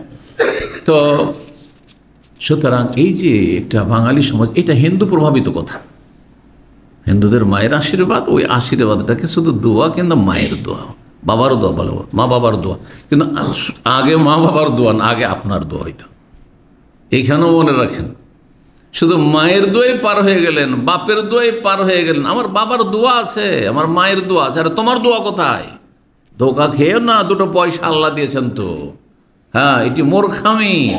জি, তোমার ঈমান আমল তোমার সাথ দিচ্ছে কিনা এটা দেখার বিষয়, না হলে তোমার টাকা পয়সা, ধন সম্পদ আর তোমার প্রভাব আর নেতৃত্ব, এগুলি আল্লাহর পরীক্ষা। এগুলিও বালা মুসিবত তোমার জন্য হইতে পারে, বিপদ টেনে নিয়ে আসতে পারে। এই নেতৃত্বের কারণে জাহান্নামে চলে গেলে তুমি, তোমার এই পয়সার কারণে জাহান্নামে চলে গেলে তুমি, হতে পারে সেটি। সবসময় আপনি দুনিয়ার ভোগের সামগ্রীকে নিয়ামত মনে করবেন না, কখনো কখনো আযাব। পয়সা অনেকের জন্য আল্লাহর আযাব, বরং অধিকাংশ লোকের জন্য আল্লাহর আযাব। এত পয়সা না হলে এত পাপ করতো না, হ্যাঁ, এত বড় ক্ষমতাধার না হলে এত জুলম অত্যাচার করতো না, এত মানুষ খুন করতো না। কথা বুঝতে পেরেছেন? ক্ষমতায় গিয়েছে বলেই তো এত মানুষকে খুন করেছে, হ্যাঁ, বা এত জুলম অত্যাচার চালিয়েছে, আর এত নির্দোষী লোককে ভিতরে ঢুকিয়েছে, আর তাদের নির্যাতন করেছে। হ্যাঁ, তাহলে চিন্তা করুন তো দেখি, তো এই ক্ষমতা না পেলে তো ভালো ছিল, এই গুনাহগুলি দিয়ে বেঁচে থাকতে পারত। অনেকে আছেন যখন পয়সা ছিল না সোজাই চলতো, পয়সা হয়েছে খারাপ হয়ে গেছে। পয়সা ছিল না নিয়মিত তারা দিন শিখতো এখানে, এখন পয়সা হয়ে যাওয়ার পরে তাদের বছরে একবার দেখা করার সুযোগ হয়নি। জি, মাসে মাসে জানার কোনো সুযোগ নেই তাদের। অনেকে তো দিন থেকে ইবাদত বন্দেগী থেকে বেরিয়ে গেছে, বুঝতে পেরেছেন? আমি এইরকম বহু চেনি, বলছি আমাদের ছাত্রদের মধ্যেও আছে। তো সুতরাং কখনো প্রতারিত হবেন না যে অমুককে আল্লাহ পয়সা দেয়। পয়সা এমন কিছুই না, নেতৃত্ব এমন কিছু নাই। হ্যাঁ, অল্প কিছু লোকের জন্য নিয়ামত হইতে পারে, হ্যাঁ, যাদের চরিত্র দাউদ সুলাইমান আলাইহিস সালামের মতো, মুহাম্মদ রাসূলুল্লাহ সাল্লাল্লাহু আলাইহি ওয়াসাল্লাম, যারা আম্বিয়া রাসূলের অনুসারী, কিন্তু অধিকাংশ লোক তাদের অনুসারী নয়। সুতরাং তাদের জন্য এগুলি আল্লাহর আযাব, আল্লাহর আযাব। নেতৃত্ব আল্লাহর আযাব, পয়সা আল্লাহর আযাব, এগুলি আল্লাহর পরীক্ষা, বালা মুসিবত। হ্যাঁ জি, অভাবে মানুষ আল্লাহকে বেশি ডাকে, মাঝে মাঝে একটু কষ্ট হইলে, অসুখ বেশি করে আল্লাহকে বেশি ডাকে। কিন্তু যখন দুনিয়ার ভোগের সামগ্রী বেশি হয়ে যায় তখন আল্লাহকে ভুলে যায়, তো অধিকাংশ আল্লাহকে ভুলে যায়। তো কী করে সেটাকে নিয়ামত মনে করছেন আপনি? তার মানে আপনার টার্গেটই দুনিয়া, শুধু আখিরাত নয়। চোখে মরণের পরে যে আসল জগৎ, সেই জগৎ সম্পর্কে আপনি তাহলে আপনার কোনো কর্মসূচি নেই, চিন্তাই নেই। তাহলে আপনার বিষয়গুলি বোঝার চেষ্টা করবেন, আল্লাহ যেন তৌফিক দান করেন। জি, কারণ আমাদের দুনিয়া এখনই শেষ হয়ে যেতে পারে, শেষ এখনই, কথা বলতে বলতে শেষ হচ্ছে। ও চোখের সামনে দেখছেন না, ও পরের হচ্ছে, আপনার হবে না, আমার হবে না, একসময় আপনার হবে, আমার হবে। আল্লাহ বোঝার তৌফিক দান করেন। তো কোনো সাধারণত বাচ্চাদেরকে নিয়ে যায়, সেজন্য বাচ্চাদের কথা বলা হয়েছে। বড় ব্যক্তিকে নিতে পারেন আপনি, স্বাভাবিক, তাকেও নিয়ে যেতে পারেন, হ্যাঁ, কিন্তু বাচ্চাদেরকে নিয়ে যেতে হয়, বড়দেরকে নিতে হয় না, হয়তো নিজেই চলে যায়, সেজন্য এখানে অধ্যায় বলা হয়েছে। 5670 নম্বর হাদিস বর্ণনা করছেন সাইব রাদিয়াল্লাহু তাআলা আনহু। তিনি বলছেন, জাহাবাত বি খালাতি ইলা রাসূলিল্লাহ, আমার খালা আমাকে নিয়ে গেলেন রাসূলুল্লাহ সাল্লাল্লাহু আলাইহি ওয়াসাল্লাম কাছে, গিয়ে বললেন, ইয়া রাসূলুল্লাহ, ইন্না ইবনা উখতি ওয়াজিউন, আমার বোনের ছেলেটি বড় অসুস্থ রয়েছে। ফামাসাহা রাসি, সাহেব বলছেন যে আমার মাথায় হাত বুলিয়ে দিলেন রাসূলুল্লাহ সাল্লাল্লাহু আলাইহি ওয়াসাল্লাম, ওয়া দাআলি বিল বারাকা, বরকতের দোয়া করে দিলেন। জি, হাত ফিরিয়ে দেওয়া নবী সাল্লাল্লাহু আলাইহি ওয়াসাল্লামের চিকিৎসা একটি বরকত। নবী সাল্লাল্লাহু আলাইহি ওয়াসাল্লামের সব কিছুতে বরকত ছিল, যেটি আমাদের নেই। কিন্তু তবে আমরা দোয়া পড়ে যদি হাত ফিরাই সেটি বিভিন্ন বিষয়, কারণ দোয়ার সেটি বরকত, আমার বরকত নাই। এটি পার্থক্য অবশ্যই নবীর সাথে আর অন্যান্য নেক ব্যক্তিদের সাথে রয়েছে। এই পার্থক্য যদি না করেন তাহলে আপনি পথভ্রষ্ট, শিরকি বরকত তখন হয়ে যাবে। আমার হাতে কেউ বরকত যদি মনে করে, পীরের হাতে বরকত মনে করে, তো এটা শিরকি, তো বরকত, শিরকি বরকত। কিন্তু রাসূলুল্লাহ সাল্লাল্লাহু আলাইহি ওয়াসাল্লামের হাতে বরকত ছিল, থুথুতে বরকত ছিল, নবী সাল্লাল্লাহু আলাইহি ওয়াসাল্লামের কাপড় চোপড়ে, লেবাস পোশাকে বরকত ছিল, এটি বিশ্বাস করতে হবে। জি, এটি নবী সাল্লাল্লাহু আলাইহি ওয়াসাল্লামের মুজিজা এবং নবী সাল্লাল্লাহু বৈশিষ্ট্য। এটি শুধু তাকে এই মর্যাদা দেওয়া হয়েছে, আর কাউকে দেওয়া হয়নি। আবু বকর ওমরকেও দেওয়া হয়নি, কেউ আবু বকর ওমরের কাছে এইরকম বরকত নিতে আসেননি। জি, তো বলছেন যে আমার জন্য বরকতের দোয়া করে দিলেন। সুম্মা তাওয়াজ্জা, তারপর উজু করলেন। ফাশারাবতু মিন ওয়াজুইহি, তার উজুর অবশিষ্ট পানি আমি পান করলাম। তাহলে উজুর করার পরে যে পানিটা বাঁচলো সেই পানি নবী সাল্লাল্লাহু আলাইহি সাল্লামের যেটি বিশেষ করে তাতে বরকত রয়েছে। আর এমনিও উজুর পানি, উজু করলেন আপনি, সেই পানি যদি নিজে পান করতে পারে। ওয়াকুমতু খালফা জাহরিহি, এবং তার পিঠের পেছন দিকে আমি দাঁড়ালাম। যেহেতু নাবালক ছেলে, তো নবী সাল্লাল্লাহু আলাইহি সাল্লামের চারদিকে ঘোরাফেরা করছে বাচ্চারা, তো বাচ্চারা কিন্তু স্থির থাকে না। দেখেন, যেই ছেলেটি অল্প বয়সী সবসময় লাফালাফি করতো, বড় হওয়ার পরে বদরে স্থির হয়ে বসে আছে। বাচ্চা কখনো পারবে না বুঝতে। অনেকে মনে করে আমি বসে আছি, আমার ছেলে কেন দুষ্টুমি করছে, লাফালাফি করছে। না, এটা তার প্রকৃতি, করবে। ও যদি লাফালাফি না করে আপনার মতো ভদ্র হয়ে সোফাতে বসে থাকে, তাহলে জানবেন যে এই ছেলে ভেদা হবে। ভেদা বুঝেন, ভারী ছেলে হবে, কোনো কাজ হবে না, বেকার ছেলে হবে। তার রক্তে অ্যাক্টিভিটিস আছে, সে এখন নড়াচড়া করবে, সবসময় হরকত করতে চায়, এটি তার জন্য উপকারী। এই যে ছেলে ছোট থেকে বেশি ভদ্র দেখেন, ওর ভবিষ্যৎ ভালো থাকে না, এটা শিখে নেন আপনারা। এই জন্য বাচ্চারা দুষ্টমি করছে, লাফালাফি করছে, আর এই করছে সেই করছে, এতে আপনি বিচলিত হবেন না। এই ছেলেটা ভবিষ্যৎ থাকতে পারে। এই ছেলের মধ্যে কিছু মেধা শক্তি আছে, অ্যাক্টিভ ছেলে। জি।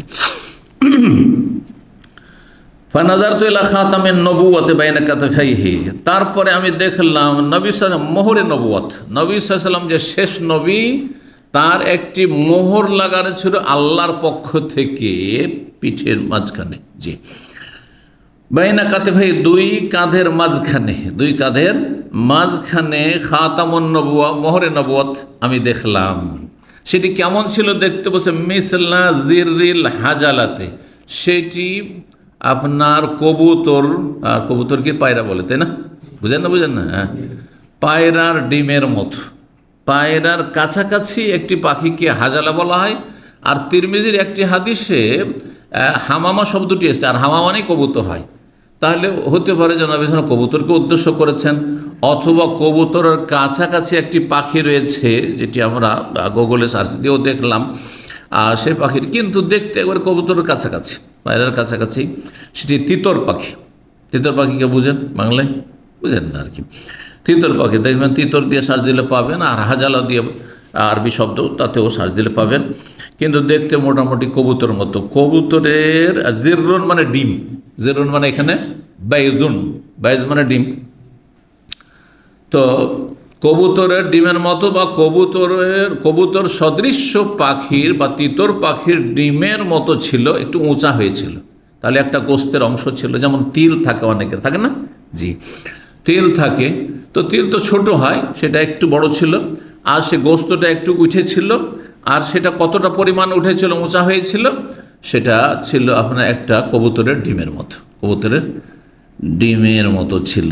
এইটি ইমাম তিরমিজি রাহিমাহুল্লাহর ব্যাখ্যা, যে জিররুন মানে ডিম, আর হাজালা মানে হচ্ছে কবুতর বা কবুতর অনুরূপ একটি পাখি, জি, তিতর পাখি।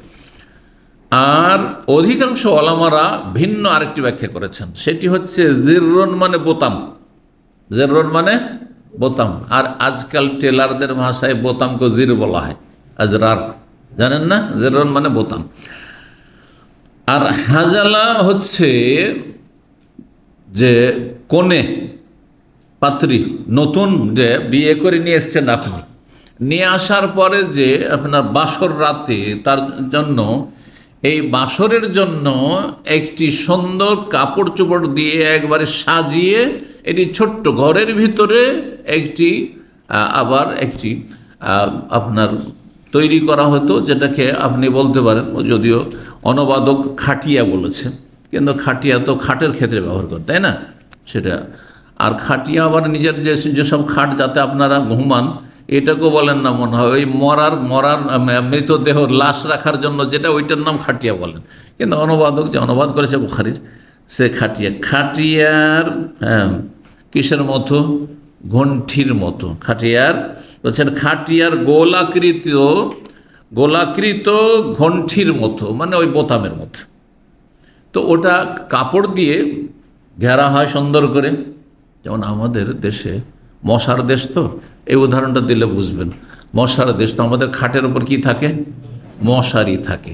তো মশারির মতো করে সুন্দর করে তৈরি করতো, যে এখানে বাসর হবে, আর এখানে নতুন বউ এখানে আর আজকে রাতে স্বামীর সাথে বাসর করবে, আর সেটাকে খুব সুসজ্জিত করা হইতো একবারে ফুল টুল দিয়ে আর কাপড় দিয়ে। অলঙ্কৃত করা হইতো। আর সেটা বন্ধ করার জন্য কি থাকতো, বোতাম থাকতো। এই বোতামগুলির আকার হয়তো এইরকম, ওই যেই রকম ছিল নবী সাল্লাল্লাহু আলাইহি ওয়াসাল্লামের দুই কাঁধের মাঝখানে পিঠে মোহরে নবুয়ত। জি, এই কথাটি অধিকাংশরা বলেছেন। 19 নম্বর অধ্যায় বলছেন বাবু তামান্নিল মারিদিল মত। এই অধ্যায় হচ্ছে রোগী ব্যক্তি কি মৃত্যু কামনা করতে পারে? রোগের যন্ত্রণায় ছটফট করছে, আর কষ্ট বরদাস্ত হচ্ছে না, তো মরণ চাইতে পারে না? চাইতে পারে না। জি, মরণ চাওয়া পছন্দনীয় না, হারাম নয়। হ্যাঁ, হারাম হলে ইমাম বুখারী রাহিমাহুল্লাহ মরণ চেয়েছেন না, চাননি?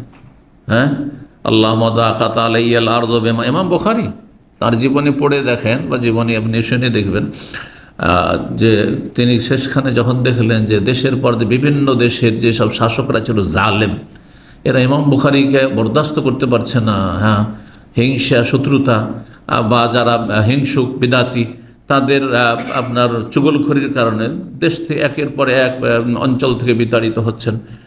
দোয়া করলেন, সেই ঈদুল ফিতরের রাত ছিল, আল্লাহ মাদাকাত আলাইয়া আল আরদ বিমা রাহাবাত ফাকবিজনি ইলাইক, আল্লাহ দুনিয়া এত প্রশস্ত থাকা সত্ত্বেও আমার জন্য সংকুচিত হয়ে গেছে, সংকীর্ণ হয়ে গেছে, ছোট হয়ে গেছে, সুতরাং তুমি আমাকে তোমার কাছে গ্রহণ করে নাও আল্লাহ। আর তারপরে মারা গেলেন। কখনো কখনো দোয়া কবুল হয়, এই জন্য মরণ চাইতে হয় না। রাগে মরণ চাইছেন, হ্যাঁ, নিজের অথবা পরের, আর হতে পারে সেই সময় দোয়াটি কবুল হয়ে গেছে। অনেক মূর্খ মহিলার আমাদের সমাজে আছে, বাচ্চা খুব দুষ্টামি করছে, খুব যখন দুষ্টামি করছে আর আছাড় খেয়ে নিয়েছে, মর মর, তুই মর, বাঁচলি কেন, তুই মরে যেতে পারে। যে বদল লানত, এটা লানত, অভিশাপ, এটা কখনো করতে নেই। রাগ হয়েছে খুব বদমাইশির কারণে বাচ্চার, এই যদি মরে যেতে তো ভালো হইতো, মরে যেতে তো ভালো হইতো, বলে না, এগুলি হারাম, জায়েজ নাই, এটা বদদুয়া। কখন যে দুয়ার দরজা খোলা থাকে আল্লাহর, আর সাথে সাথে দোয়াটি কবুল হয়ে যেতে পারে। আল্লাহ যদি আমি মরে যেতাম রাগ করে, স্বামীর রাগ করে, আল্লাহ আর বাঁচতে চাই না, আমি মরে যেতাম ভালো হইতো, মরে যেতে পারেন আপনি। পরে আক্ষেপ করবেন, কারণ সবাই বাঁচতে চায়, মানুষের স্বভাব হচ্ছে যে সুস্থ থেকে বাঁচতে চায়। আপনি কেন সুস্থ অবস্থায় বা কিছু এরকম কেন করছেন, কিন্তু অসুস্থ অবস্থায় রোগের যন্ত্রণা বরদাস্ত করতে পারছেন না, এরকম যদি হয় আর মরণ কেউ চেয়ে নেই, তাহলে হারাম না, জায়েজ নয়, কিন্তু অনুত্তম। উত্তম হচ্ছে বিশেষ একটি দোয়া এটি করা, যে আল্লাহ আমি জানি না আমার জন্য মরণ ভালো না বেঁচে থাকা ভালো, আর যদি মরণ ভালো হয় তো আমাকে মরণ দান করো, আর বেঁচে থাকা ভালো হলে আমাকে সুস্থ অবস্থায় বাঁচিয়ে রাখো। এইভাবে আল্লাহুম্মা আহিয়িনি মা কানাতিল হায়াতু খায়রাল লি ওয়া তাওফানি ইযা কানাতিল ওয়াফাতু খায়রাল লি। যদি আপনাকে দোয়া করতে হয় আরবি ভাষায় এই দোয়া, আর আরবি মুখস্থ না থাকলে এই অর্থটি আপনি বলতে পারেন, যদি বিশেষ এমন পরিস্থিতি হয়। জালেমের জুলুম আর বরদাস্ত করা যাচ্ছে না, রিমান্ডে জুলুম অত্যাচার করছে, অনেক মুসলিম ভাই বোনদের উপরে এরকম হচ্ছে, হ্যাঁ, শারীরিক মানসিক নির্যাতন হচ্ছে।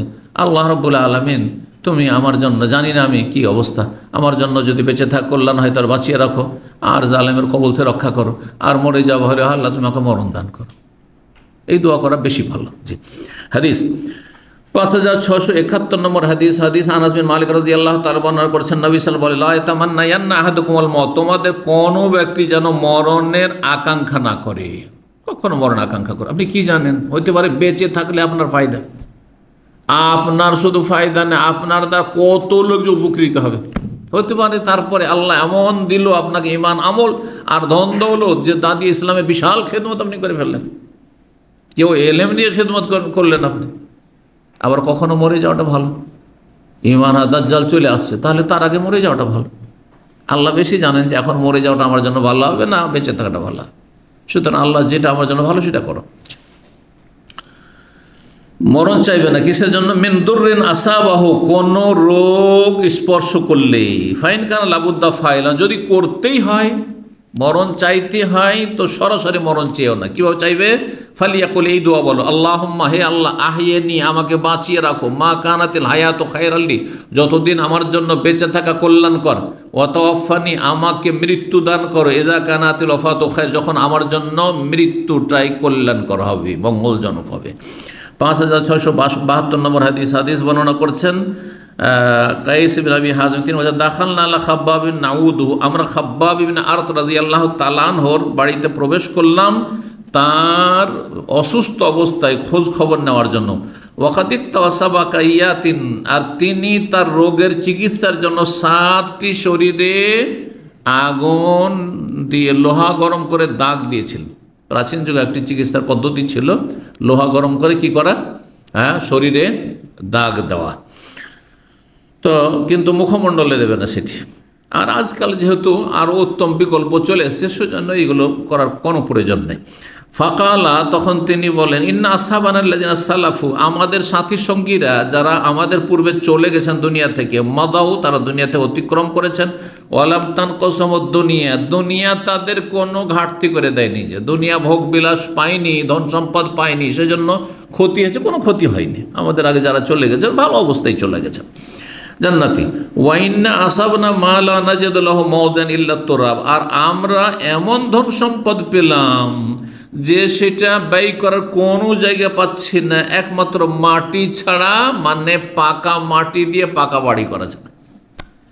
যখন ধন সম্পদের সাহাবায়ে কেরামদের জামানায় নবী সাল্লাল্লাহু আলাইহি ইন্তেকালের পরে এত প্রাচুর্য হইল, ওমর রাদিয়াল্লাহু তাআলার আমলে যখন পারস্য দেশ আর রোম সাম্রাজ্য, বিশাল বিশাল পরাশক্তি সেই যুগে দুটো, এগুলো যখন মুসলিমদের হাতে চলে আসলো, তখন মুসলিম আর গরিব নেই কেউ, ধন খুব সবাই, বহু পয়সার মালিক। মানে এত পয়সা রাখবে কোথায়? তখন সবাই পাকা বাড়ি তৈরি করা শুরু করলো। মাটির বাড়ি, পাকা বাড়ি। তার আগে কিসের? খেজুরের ডাল, খেজুরের পাতা দিয়ে বাড়ি, খড়ের বাড়ি ছিল। তো ওই কথাই বলছেন যে আমাদের এত পয়সা হতে লাগলো যে এই পয়সা রাখবো কোথায়। তখন তার এইরকম ছিল না যে পয়সা হয়েছে চলো আমোদ ফুর্তি করে আসি সিঙ্গাপুর থেকে, যাই ইউরোপ আমেরিকা ঘুরে আসি আর সেখানে লম্পটি করে আসি, যেমন আজকাল পয়সাওয়ালারা করছে অধিকাংশই। এইসব তার ছিল না। তাহলে কি করবে? এত পয়সা কোথায় কোথায় কোথায় রাখবে? তখন তার ব্যাংকও ছিল না, ব্যাংক করবে, তাহলে মাটির তলে পুঁতে রাখতো এত পয়সা। তখন করলো কি, তখন ধীরে ধীরে মাটির বাড়ি হইতে লাগলো, মাটি থেকে আস্তে আস্তে পাকার বাড়ি হইতে লাগলো, এই আর কি। তো মাটির বাড়ির কথা বলছেন।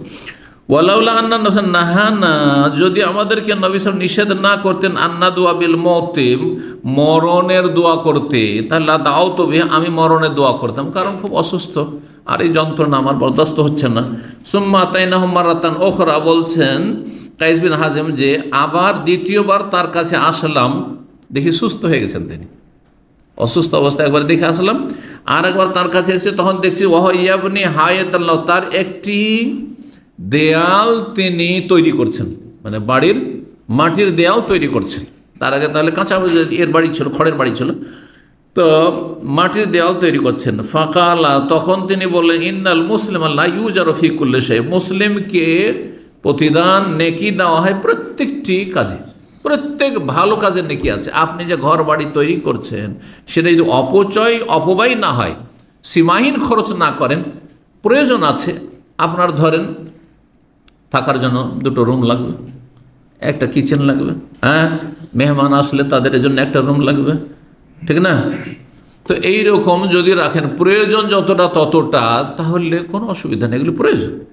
কিন্তু থাকেন না, বছরে একবার আসবেন আর ওই গ্রামের বাড়িতে 2 দিন 3 দিন থাকবেন, তারপর আবার চলে গেলেন, গোটা বছর সেখানে শয়তান বাস করছে, জিন শয়তান বাস করছে সেখানে, এরকম বাড়ি তৈরি করার নেকির কাজ নয়, গুনার কাজ, অনেক অপচয় এগুলো।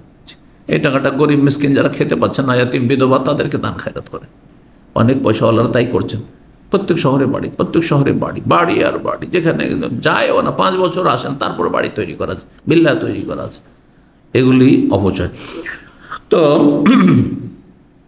বলছেন যেহেতু তিনি কিছু তৈরি করছিলেন, মাটির দেয়াল তৈরি করছিলেন, তো বলছেন যে তখন ফজিলত বর্ণনা করছেন যে প্রত্যেকটি মুসলিমের কাজে কি রয়েছে, যা খরচ করবে তাতে নেকি রয়েছে, ইল্লা ফি শাইইন ইয়াজআলু ফি হাযাত তুরাব, তবে যদি এই মাটির বাড়ি তৈরি করে, আমি যেটা তৈরি করছি, এতে কোনো নেকি নেই, এতে কোনো নেকি নেই। অনেক সালাফগণ, সাহাবায়ে কেরামগণ এইরকম বাড়ি, পাকা বাড়ি তৈরি করে আপত্তিকর মনে করতেন, আপত্তিকর মনে করতেন, যদিও সেটা সঠিক হচ্ছে যে না, প্রয়োজন হলে অসুবিধা নেই, যুগ উপযোগী বাড়ি আপনার করতে হবে। আজকালকে আর কাঁচা বাড়ি চলবে?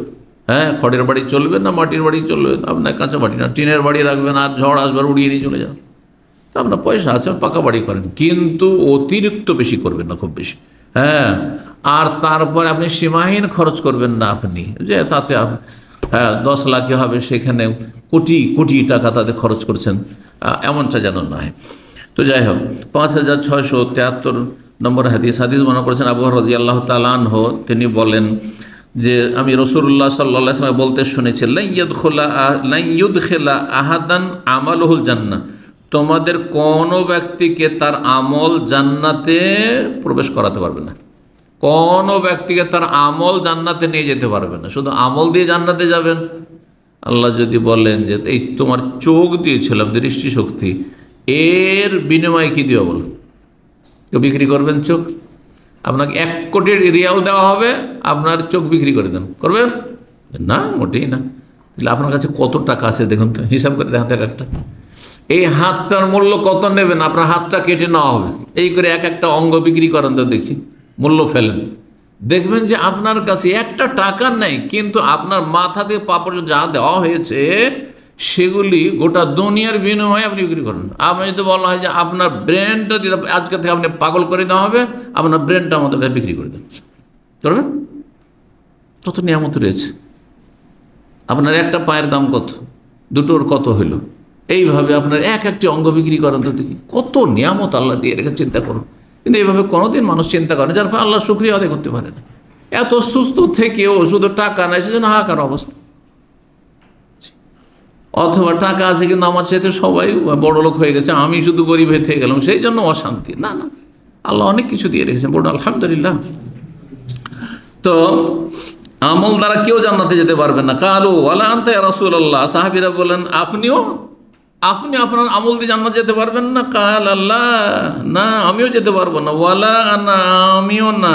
ইল্লা ইয়াতাগাম্মাদানি আল্লাহু বিফাদলিন ওয়া রাহমা, তবে আল্লাহ যদি তার অনুগ্রহ এবং দয়া দিয়ে আমাকে ঢেকে নেন, আল্লাহর দয়াতে যেতে পারবো। কিন্তু আল্লাহর দয়া কিসে হবে? তার মানে এই নয় যে আমল করবো না, শুধু আল্লাহর দয়া। আমলবিহীন আল্লাহর দয়া আসবে?